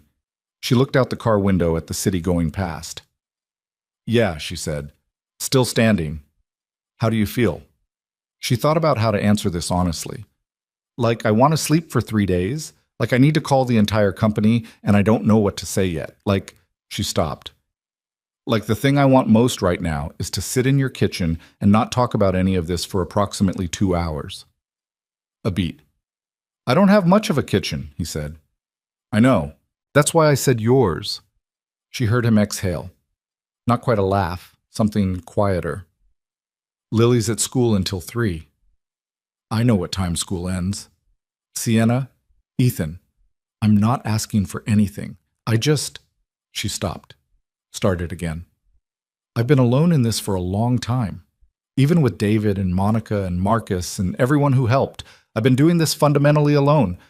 And I'm tired of that. She said it without drama, just straight. I'd like to sit in your kitchen and drink bad coffee and not perform anything for a couple of hours. That's all I'm asking. The silence on his end was the particular kind that meant he was letting something settle, not stalling. I'll be home by noon, he said. The coffee's not that bad. Lily said you buy the grocery store brand. The grocery store brand is fine. The grocery store brand is not fine, Ethan. Come over and tell me that to my face, he said. And this time it was definitely a laugh, low and real, and she held the phone a second longer than she needed to just to keep it close. His apartment was smaller than she'd imagined and exactly what she'd expected, both things at once. She'd been to his building twice before, once to drop something off, once when she'd had a meeting nearby and they'd talked in the parking area, but she hadn't been inside. He'd been careful about that, about the particular intimacy of someone else in the space where he and Lily lived, and she'd understood it and hadn't pushed. He held the door open and she walked in and looked around. It was clean, which didn't surprise her. Small, 2 rooms plus the converted closet that Lily had told her about. The walls carrying the evidence of a child who'd grown up here. Drawings taped at various heights. A height chart penciled on the inside of a door frame. A small shelf of trophies and ribbons that looked like they were from school events. The main room served as living room and kitchen combined. A fold-out table against one wall with Lily's homework spread on it. A couch that was clearly old but not worn out. A TV that was not large. There was a photograph on a shelf near the window. A woman she'd never seen smiling at the camera with the ease of someone who didn't notice they were being photographed. Lily's eyes. Lily's smile. Sienna looked at it for a moment and then looked away, and Ethan said nothing, and neither did she. He made coffee. She sat at the small kitchen table and did not look at her phone for 37 minutes, which was the longest she'd gone without checking it in about 2 weeks. She was aware of this. She let it be. They talked about Lily's science fair, which was in 2 weeks, and which Lily had been intensifying her preparation for with a seriousness of purpose that Ethan described as both admirable and mildly alarming. They talked about a job he'd done the previous week, an old apartment building in the Northfield district, original wiring from the 70s, the kind of electrical situation that made him go home and check their own apartment afterward. She told him about a documentary she'd watched at 2 in the morning when she couldn't sleep, about deep-sea bioluminescence, because her brain had needed something that had nothing to do with corporate governance. He told her that Lily had asked 3 days ago whether Sienna was okay. Sienna looked up from her coffee. She asked that? She saw something on the news. She didn't say anything for a while. She just went quiet for a couple of hours, which is unusual for her. Then at dinner, she asked if you had people taking care of you. Sienna was quiet for a moment. What did you say? I said I thought so. He looked at her. I told her you were one of the strongest people I know. She said that wasn't the question. Sienna set her mug down. She's right, she said. That wasn't the question. No, he agreed. The afternoon light was moving across the kitchen floor at the angle of November, low and sideways, and a little gold. It landed on the table between them and on the grocery store brand coffee that was, in fact, fine, and on his hands where they rested near his mug, the scarred knuckles and the slightly crooked finger, and the particular steadiness of someone who had held things together through worse than this for longer than most people would manage. She reached across the table and put her hand over his. He didn't move. He looked at their hands for a moment, then at her. You don't have to figure this out right now, she said. I know you're still working out whatever you're working out. I'm not asking you to have it figured out. He turned his hand over under hers, not pulling away, the opposite, just shifting so they were palm to palm. I know what I'm working out, he said quietly. Then what is it? He looked at her with the expression she'd seen that first day in the electrical room, the one without performance, without calculation, just entirely present. I know what this is, he said. I've known for a while. He stopped. I haven't let myself have things I wanted in a long time. It takes a minute to remember how. She didn't say anything. She let the sentence land and stay where it was. Okay, she said, finally. Just that. He nodded. His thumb moved once across the back of her hand, and she felt it the way you felt small things that were actually large things. They were still sitting like that when Lily's key turned in the lock at 3:15, and she came through the door, dropping her backpack with the practiced efficiency of someone who came home the same way every day, and looked up and saw them, and said absolutely nothing, just went to the refrigerator and got herself a juice box with the serene expression of someone whose hypothesis had been confirmed and who was too polite to say so. Ethan looked at his daughter. How was school? Good, Lily said. She looked at Sienna. Are you staying for dinner? Sienna looked at Ethan. I'm making pasta, he said. It was not an invitation exactly. It was just information, delivered without pressure, the way he delivered most things. Yeah, Sienna said. I'm staying. The board reinstated her authority on a Monday. Not unanimously. Nothing was ever unanimous. But the vote was 6-2. And the two who voted against were the two she'd already known about. And that was that. Gerald Cho called her personally before the formal notification and said, in the careful language of a man who chose his words, "We should have moved faster to give you the chance to address this directly." She accepted this without making him say more. He was right, and he knew she knew he was right, and they both understood that some things didn't need to be drawn out. She walked back into her office on a Tuesday morning. Monica had left a cup of coffee on her desk, not the grocery store brand, and a single sticky note that said, "Welcome back," in Monica's small, precise handwriting. She sat down and looked at the city through the window, the same view she'd had for 2 years, and it looked the same and felt different, the way places felt different after something happened in them. Marcus appeared in her doorway. Ready? Give me 10 minutes. You have 12 messages from Helion's legal team. I know. Give me 10 minutes first. He gave her 10 minutes. She spent them at her window with her coffee, not thinking about strategy or next steps or the investigation or the merger. She spent them thinking about a kitchen table in November light, about a drawing of 3 figures holding hands, about a man who said, "I haven't let myself have things I wanted," in a tone that treated it as a simple true statement rather than something that needed sympathy. About what it meant to rebuild something, and what you kept from the version that had broken, and what you left behind. Then she set the cup down and turned around and got to work. The startup idea came from a conversation she hadn't expected. She was still at Novacor. The investigation was ongoing, the company was stable but bruised, and the Helion merger was in a holding pattern that her legal team described as cautiously alive. She was doing the work of putting things back together, which was harder in some ways than the work of building them had been, because you had to decide piece by piece what was worth keeping. Joel Priya came to her office 3 weeks after everything broke. He knocked, stood in the doorway, said, "I wanted to know what's next. For the investigation? For the company?" He paused. "And for me? I've been thinking about leaving, not because of what happened, because I've been thinking about it for a while. I had an idea I couldn't develop here." He looked slightly uncomfortable, the way people looked when they were about to say something they weren't sure would land. "I wanted to tell you before I did anything." She looked at him. He was 24 and had taken a risk she'd asked him to take without fully understanding what he was walking into, and had done it anyway. "What's the idea?" she asked. He told her. It took about 12 minutes and was, she recognized immediately, actually good. Not polished. He wasn't polished, he was 24 and nervous, but the core of it was solid. The market gap he'd identified was real. The approach was different from what was already in the space. "Sit down," she said. He sat down. "How much of this have you built out?" "Just wireframes. And some initial modeling." She looked at him for a long moment. Then she said, "I'm going to give you my personal email address, not the work one, and I want you to send me everything you have. What you've built, what you're thinking, all of it." He looked uncertain. "I'm not recruiting you for Novacor," she said. "I'm telling you that whatever you're doing next, I want to be part of the conversation." She paused.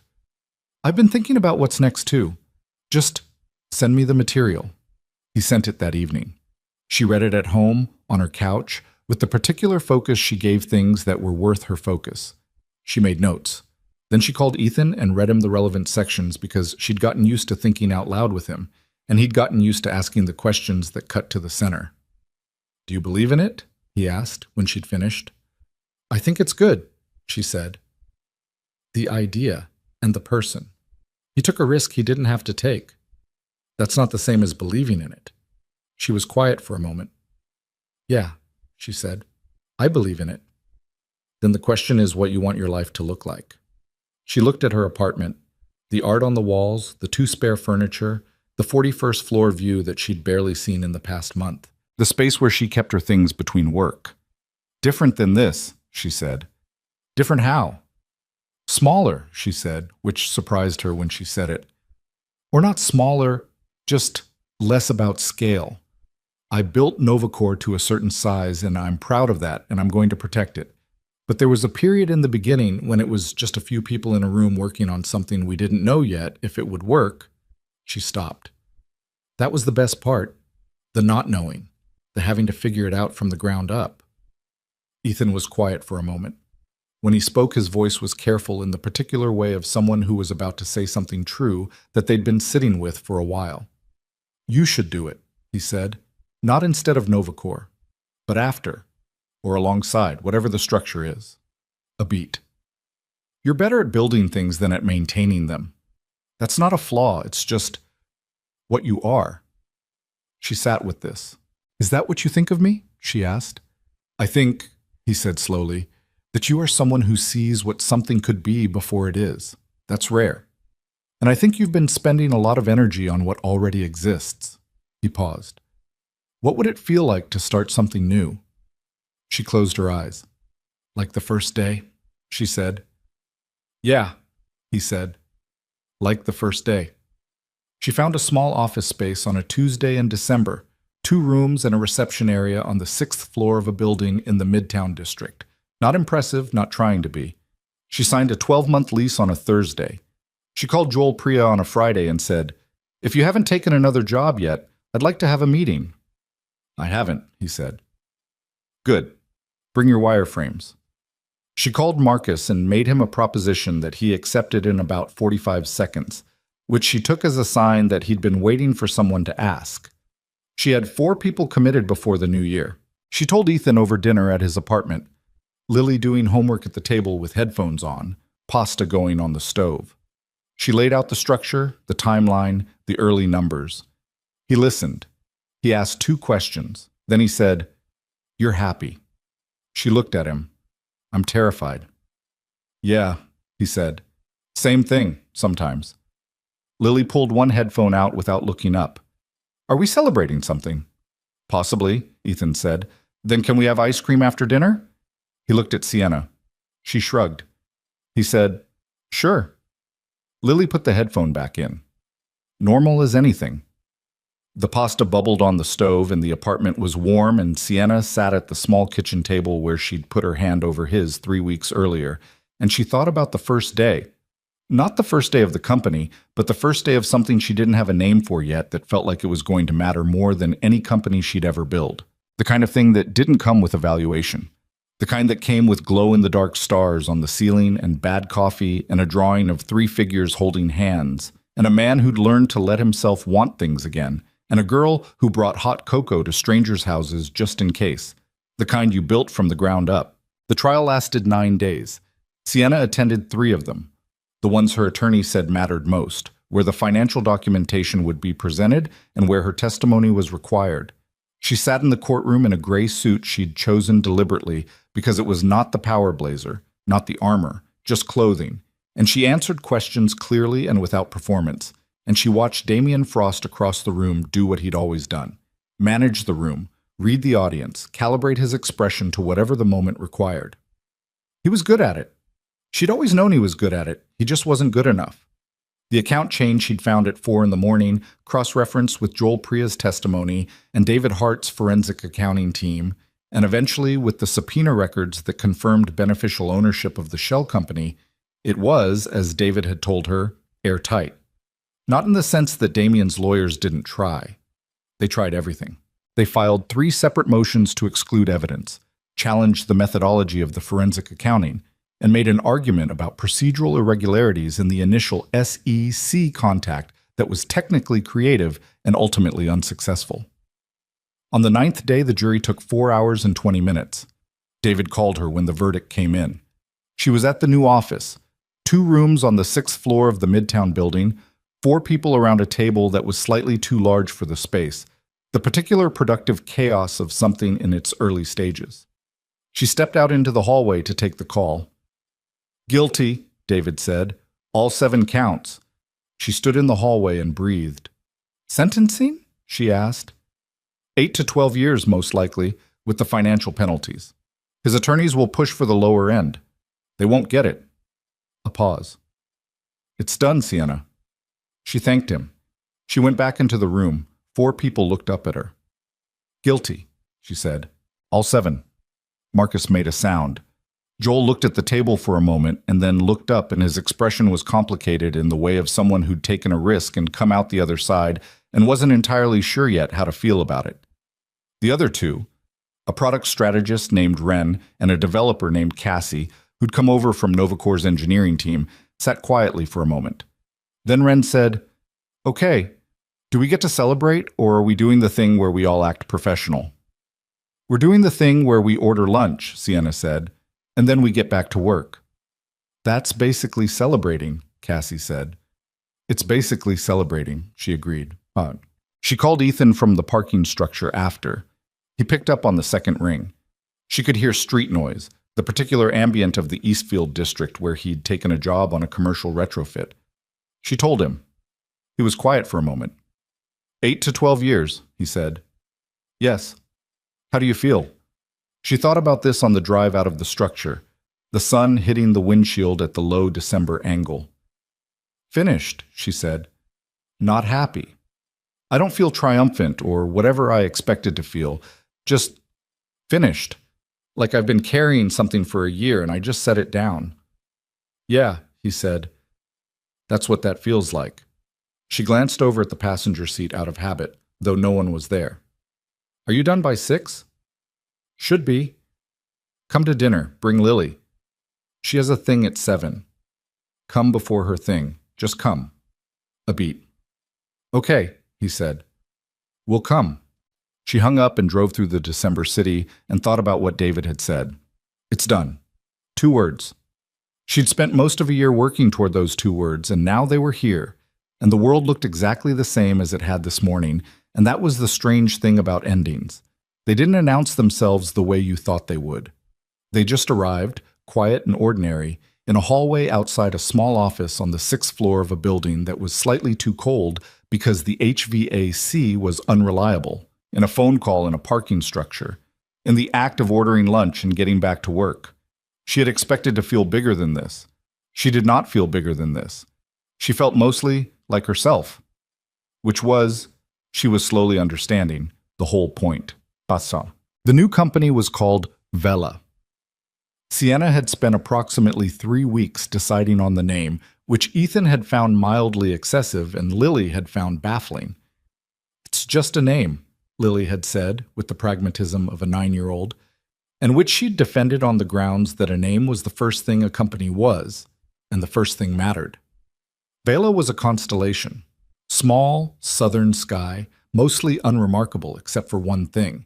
It contained what astronomers called the Vela supernova remnant, the aftermath of a star that had exploded approximately 12,000 years ago and was still expanding, still moving outward into the dark. She'd explained this to Joel, who was her co-founder, and he'd said, "So our company's name is about an explosion." "It's about what comes after the explosion," she'd said. He'd thought about this. "Okay, I like it." It was also, though she didn't say this out loud, about light that was still traveling.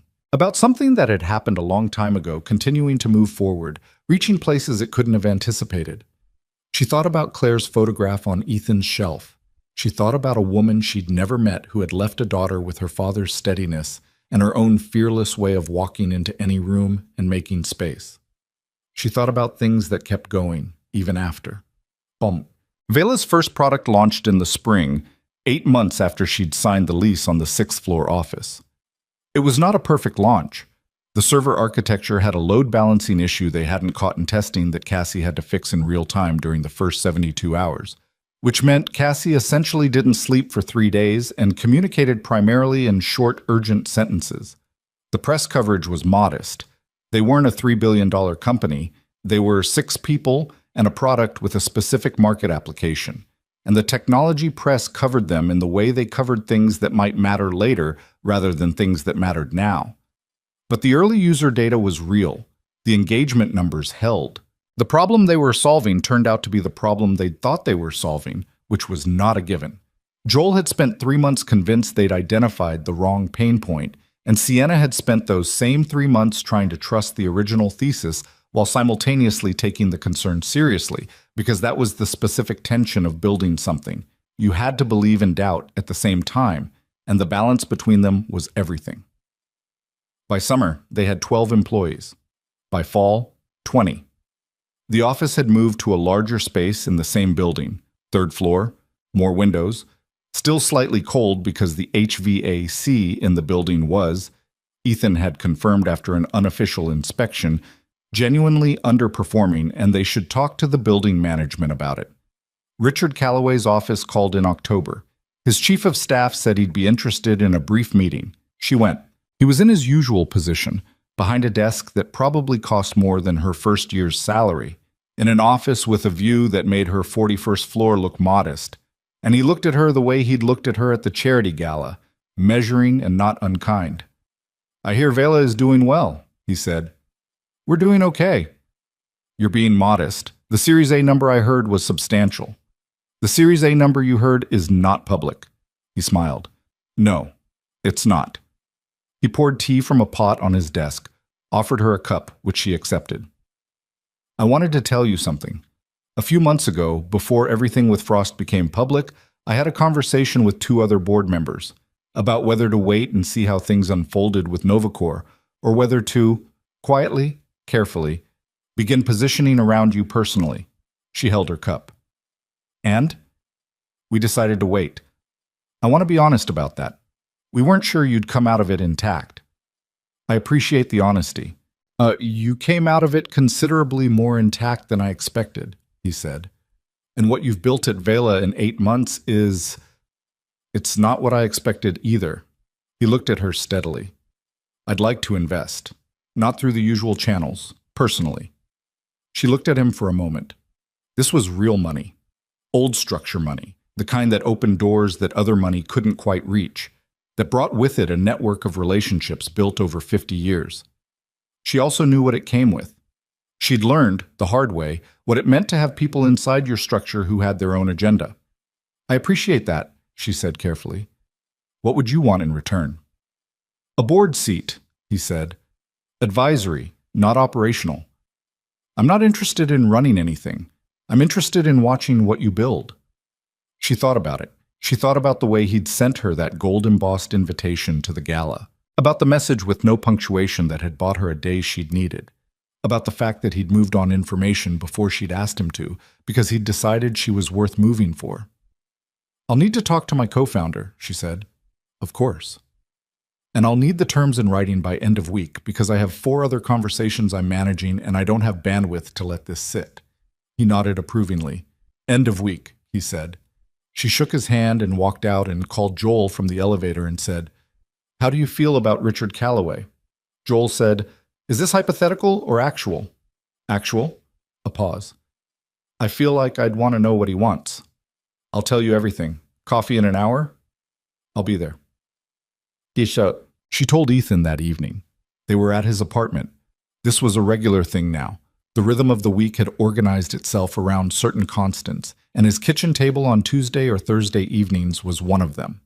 Lily was doing the dishes with the specific negotiated chore energy of a 9-year-old who had agreed to this arrangement but had opinions about the order of operations. She laid out the Calloway conversation while Ethan made tea. He listened. "Do you trust him?" he asked. "I trust that he acts in his own interest, which in this case aligns with mine." "That's not the same as trusting him." "No, but in business it's often better. People who act in their own interest are predictable. It's the ones who tell you they're acting in yours that you have to watch. Ethan considered this. That's a depressing worldview. It's an accurate one. Does it have to be both? She looked at him. He was pouring tea with the same attention he gave everything, precise and unhurried, and she thought about the fact that this was what he was. Someone who believed that things could be both accurate and worth doing anyway. That the honest version of the world and the hopeful version weren't necessarily opposites. She'd spent a long time believing they were. Take the investment, he said, but make sure Joel has full information, and make sure you're the one who sets the terms of the board seat. That was already my plan. I know. I'm just saying it out loud so you hear it from someone who's not trying to close a deal. Lily, from the sink, without turning around. Dad, should I put the big pot in the cabinet or leave it on the stove? Cabinet. The cabinet's full. Then make room. How? Figure it out. A brief silence. The sound of cabinet reorganization. Lily said, Okay, I figured it out. Good. Sienna looked at the two of them and felt something move through her chest that was not triumph and not relief, and was not the complicated satisfaction of a business win. It was simpler than any of those things and harder to name. The closest she could get was here. She was here. This was real. The kitchen table and the bad cabinet organization, and the tea and the man who said things out loud so she could hear them from someone not trying to close a deal. She'd spent so long building things that she'd forgotten this was also a thing you could build. The Technology Awards ceremony happened on a Tuesday in February, 2 years and 4 months after a maintenance contractor named Ethan Cross had walked into a boardroom intercom and told a CEO to eat her lunch. Vela had been nominated for 2 awards, Emerging Company of the Year and Product Innovation in Enterprise Technology. Sienna had not expected to win either. She'd attended award ceremonies enough times to understand that nominations at this scale were their own category of recognition, separate from winning, and she'd made peace with that somewhere around the time the invitation arrived. She won both. The first one she accepted at the table, which was tradition. Smaller categories. The presenter read the winner, and you stood and said something brief. She said something brief. She was good at brief. The second one was the main stage. She'd prepared remarks. She'd been preparing remarks for 2 days, which was unusual. She could usually put together a speech in a few hours. But she'd kept starting and stopping because what she'd written kept feeling like the wrong thing to say. Like she was writing the version of the story that made sense in a press release instead of the version that was true. She threw the prepared remarks out at 10:30 the night before. She sat at her kitchen island, the same island where she'd spread financial documents on a Sunday morning almost 2 years ago, where she'd eaten soup alone at midnight, where she'd found the account chain at 4 in the morning. And she thought about what was actually true, what this had actually been. Not the headline version, the real one. The real one involved a flickering light in a corridor, and a maintenance request filed twice, and a man who showed up early because he thought flickering lights made hard things harder for people who were already going through hard things. It involved bad coffee and a sticky note that said, "Eat it," and a girl who packed hot cocoa for strangers. It involved 4 in the morning and encrypted drives and a drawing with 3 figures holding hands and a park bench in November and the particular quality of a silence that had weight in it. It involved learning, slowly and with difficulty, that the people who were worth the most to you were usually the ones who didn't want anything from you except for you to be okay. She wrote 3 paragraphs. That was all she needed. The main stage was larger than she'd expected, or maybe she was smaller than she usually felt in rooms like this. The audience was several hundred people. Executives, investors, technologists, journalists, the assembled machinery of an industry she'd spent her career inside. She walked to the podium. She looked out at the room. She saw Marcus in the 3rd row, who'd come because she'd asked him, and because he was the kind of person who showed up when you asked. She saw Joel and Cassie and Ren at a table near the back, Joel looking slightly uncomfortable in a suit he hadn't fully committed to, Cassie, with her arms crossed in the way she had when she was paying close attention. She saw Richard Calloway 2 tables over, watching with the measuring patience of someone who'd been doing this for a long time and found it, still, worth watching. She saw at a round table near the side of the room Ethan in a jacket she'd never seen before, which meant he'd bought it for tonight, which meant something she didn't have words for. Lily was beside him in a blue dress she'd picked herself and had told Sienna about 3 times in the preceding week. They both looked slightly out of place in the way of people who hadn't spent careers learning to look comfortable in rooms like this, and she found this the most comforting thing in the room. She put the 3 paragraphs she'd written on the podium. Then she folded them and put them in her pocket. She spoke without notes. "I've been told that at events like this you're supposed to talk about vision," she said, "about innovation, disruption, market opportunity, the language of what we do." She paused. "I'm going to talk about something else." The room was quiet in the way of a room that had been expecting one thing and was adjusting to receiving another. 2 years ago, my company was under attack from the inside. I'd built something over years and watched someone systematically try to take it apart. And I was in the middle of a very bad week when a maintenance contractor walked into an electrical panel room and I said something to him I didn't intend for him to hear. She stopped. I called him honey over the intercom in front of my entire board of directors. A ripple of recognition through the room. The story had made the rounds, not in detail, but the shape of it. He didn't apologize. He didn't pretend it hadn't happened. He just looked up and said, "Only if you've already eaten lunch, gotten some sleep, and stopped working yourself into the ground." She let that sit for a moment. No one in my professional life had ever said anything like that to me, and I couldn't figure out why I couldn't stop thinking about it. She looked out at the room, at Joel, who was not uncomfortable anymore, at Marcus, who was watching her with the particular expression of someone who knew this story from the inside. I had a company. I had a position. I had everything that people in this room work for their whole careers to build, and I was also, in ways I hadn't admitted to myself, completely alone. She said it without self-pity, just straight. I didn't have anyone who would tell me to eat lunch. I didn't have anyone who would say hard things because they thought I was worth the effort of saying them to. I'd built walls because walls were efficient, and I didn't have time for anything that wasn't efficient. A pause. And then I met a man who wasn't interested in any of the things I had, who couldn't be impressed by any of the things I'd built, and who had the particular skill of saying exactly what was true without making it about himself at all. She reached for the glass of water on the podium. Her hands were steady. "I want to tell you that I built Vela because of a great business insight, or a market gap, or a product vision. Those things are real. But the actual reason I was able to build anything after what happened 2 years ago is that I had people who showed up." She looked toward the side table. "A man who refused to disappear when I suggested it would be cleaner if he did. A 9-year-old who brought me a drawing of 3 people holding hands on the worst day of my professional life and said, 'We are your people.'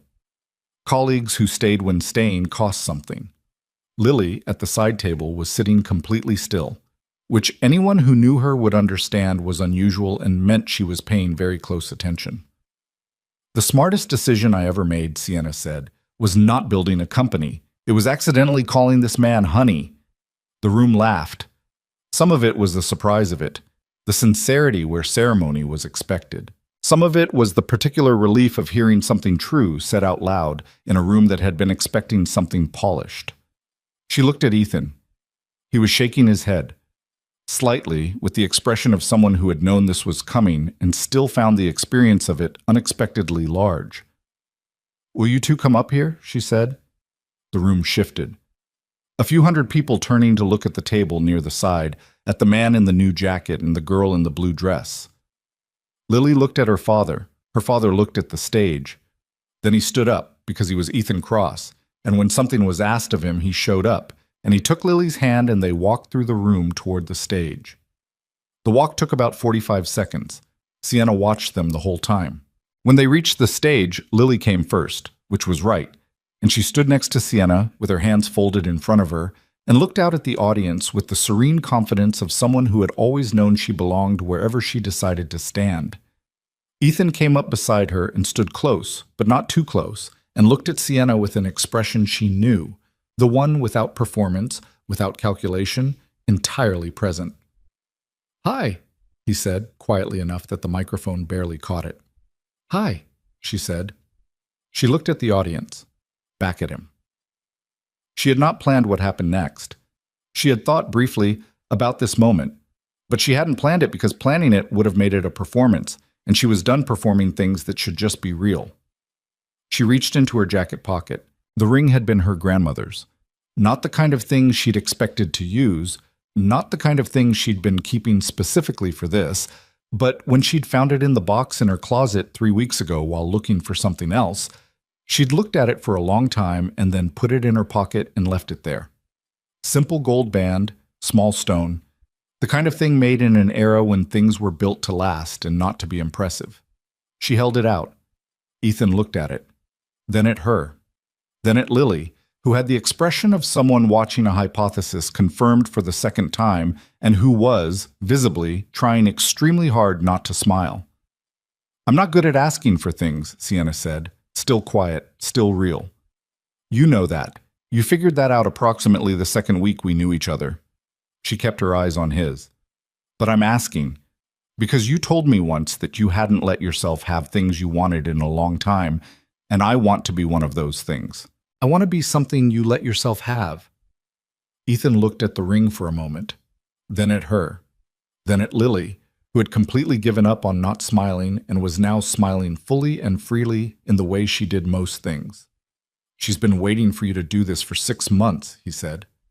"I know," Sienna said. "Lily told me." "Lily?" "I didn't say anything," Lily said, in a tone that suggested she had said something, just technically within the bounds of plausible deniability. Ethan looked at the ceiling briefly, the way he did when his daughter had outmaneuvered him. Then he looked at Sienna. "Yes," he said. "Obviously, yes." The room erupted. She put the ring on his hand, the left hand with the scarred knuckles and the slightly crooked finger and the evidence of everything he'd held together for a long time alone. And he covered it with his right hand and looked at her, and the look was the same one he'd given her in an electrical panel room when she was still figuring out what kind of person he was, just without any of the careful distance. Lily said, at normal speaking volume into the still live microphone, "I told him to buy the ring first, but he said it was her job." The room laughed again, louder, the real kind. Ethan put his face in his hand briefly. Sienna laughed for real.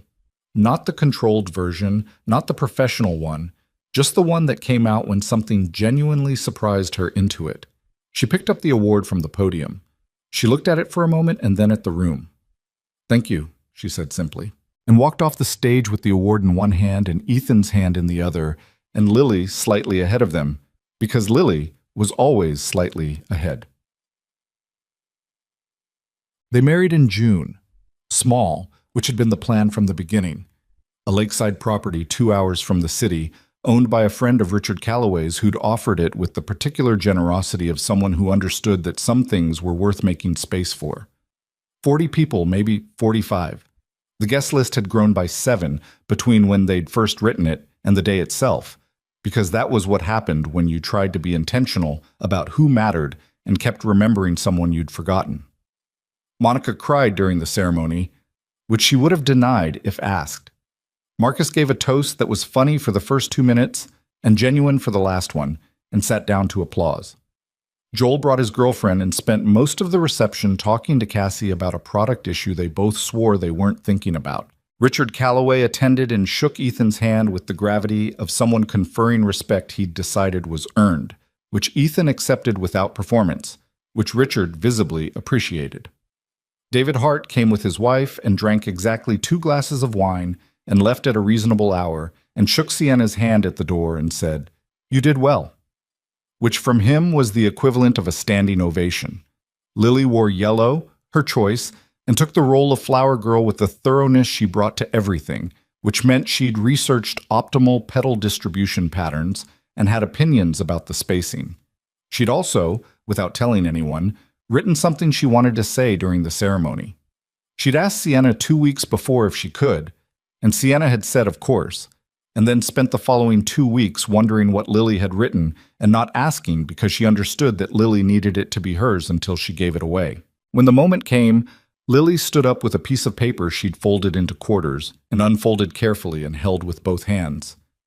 She said, "My dad told me once that the secret to scrambled eggs is to almost stop stirring right at the end. I think that's true about a lot of things. You work really hard and then you have to trust it. She paused, reading. I'm glad you called him honey, because he is one. He's just the kind that you have to look carefully to see. She looked up from the paper, looked at Sienna directly. I'm glad you looked carefully. She sat down, folded the paper back into quarters, put it in the pocket of her yellow dress. The 45 people around the lake were very quiet for a moment. Ethan had his jaw tight in the way he got when something was difficult to hold.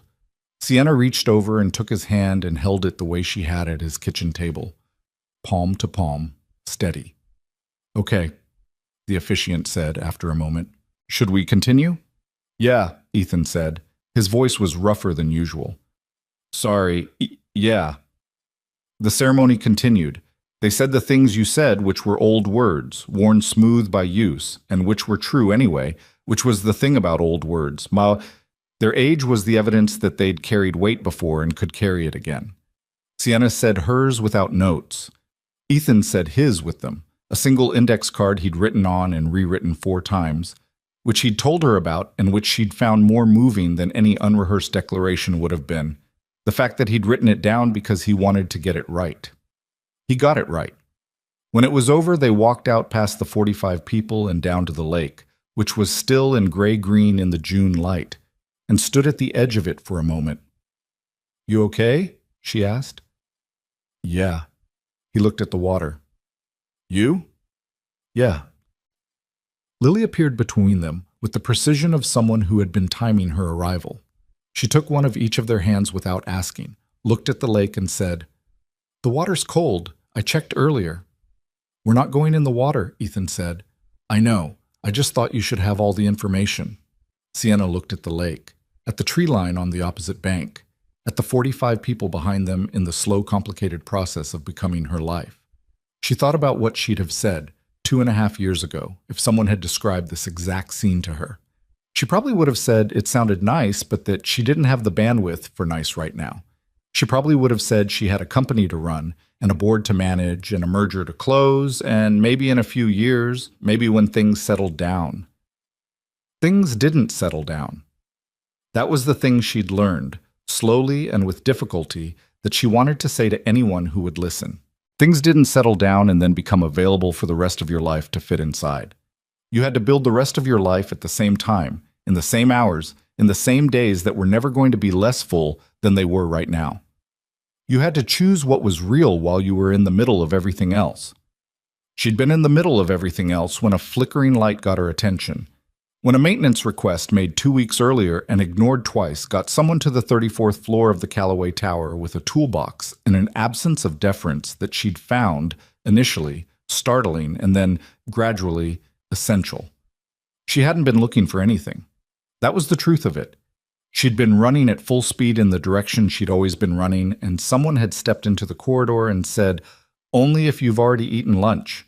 And for some reason, she still couldn't fully explain why, she'd stopped trying. She'd heard it. She'd actually heard it. And then she hadn't been able to unhear it, and the rest had followed. She thought about the things that saved you that you didn't see coming.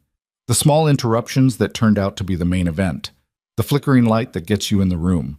She thought about what it meant to be seen by someone who wasn't looking for anything from you. That was the rarest thing. That was the thing she hadn't known she was missing until she had it, and then couldn't imagine having done without. And she thought about Lily's 3 paragraphs. You work really hard and then you have to trust it.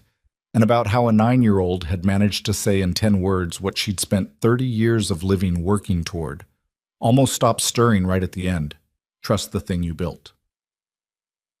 Vela cleared $1 billion in valuation 14 months after launch. Sienna found out on a Wednesday morning in a conference call with their investors, and she said thank you and then hung up and sat at her desk for a moment, and then went to get coffee and came back and kept working because that was what you did. She told Ethan that evening. He was fixing something under their kitchen sink. They'd been in the new apartment for 4 months, larger than his had been and smaller than hers had been, which was either a compromise or exactly right. And he said, "Huh," from inside the cabinet and then asked her to hand him a wrench. She handed him the wrench. "Is that good?" he asked. "From under the sink?" "Yes," she said. That's very good. Okay. A sound of something being tightened. Is dinner still at 7? Lily said 6:30 because she has homework after. Right. A pause. Good, Sienna. Seriously. She sat on the kitchen floor next to the open cabinet. I know. You should feel good about it. I do. I also feel like it's Wednesday and there's a leak under the sink and Lily has homework. He came out from under the cabinet, looked at her sitting on the floor. His expression did the thing she'd cataloged over 2 years. The slight shift at the corner of the mouth, the warmth underneath the steadiness. Yeah, he said. That's kind of what it is. She thought about the first day. Not the first day of the company. The day in the electrical panel room when she'd stood in the doorway of a room that smelled like industrial cleaner and warm metal and looked at a man who was entirely focused on the thing in front of him and thought, I don't know what this is, but it's something. She thought about what Richard Calloway had said. I wanted to see what you'd build.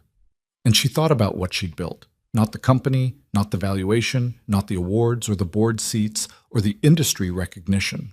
She thought about the kitchen sink and the homework at 6:30 and the yellow dress in a closet down the hall and the photograph of a woman still on a shelf because some things didn't go away and shouldn't. She thought about what you could build in the same hours as everything else, in the middle of the full days that were never going to get less full. She thought about all the people running as fast as they could in the direction they'd always been running, and all the flickering lights they were walking past. Ethan was still looking at her. You good? He asked. Yeah, she said. I'm good. She meant it completely. That was the whole story. Not the billion-dollar valuation and not the guilty verdict and not the technology awards and not the lakeside ceremony in June, though all of those things were part of it. The whole story was a woman who had spent years building walls because walls were efficient, and a man who'd spent years holding things together because there was no one else to do it. And the specific Tuesday when the walls met the steadiness, and something happened that neither of them had been looking for or prepared for or knew how to name at first. The whole story was that you could be in the middle of everything. The worst professional crisis of your life, the lawsuit, the counter-accusations, the 4 a.m. desperation. And someone could show up with pasta and homework and a child in a yellow dress who'd done her research on pedal distribution, and that would be the real thing. That would be the thing that mattered more than everything you were in the middle of. The whole story was that nobody gets there cleanly. You show up with your crooked finger and your grocery store coffee and your 4 years of sitting outside your daughter's door in the dark. You show up with your empty apartment and your walls and the decade of believing that being loved was something you'd get to later, when things were less complicated. And then later is now, and the sink is leaking, and dinner is at 6:30, and you're sitting on the kitchen floor and you're not alone, and the thing you built is real. And that is, against all reasonable expectation, more than enough. It is, in fact, everything.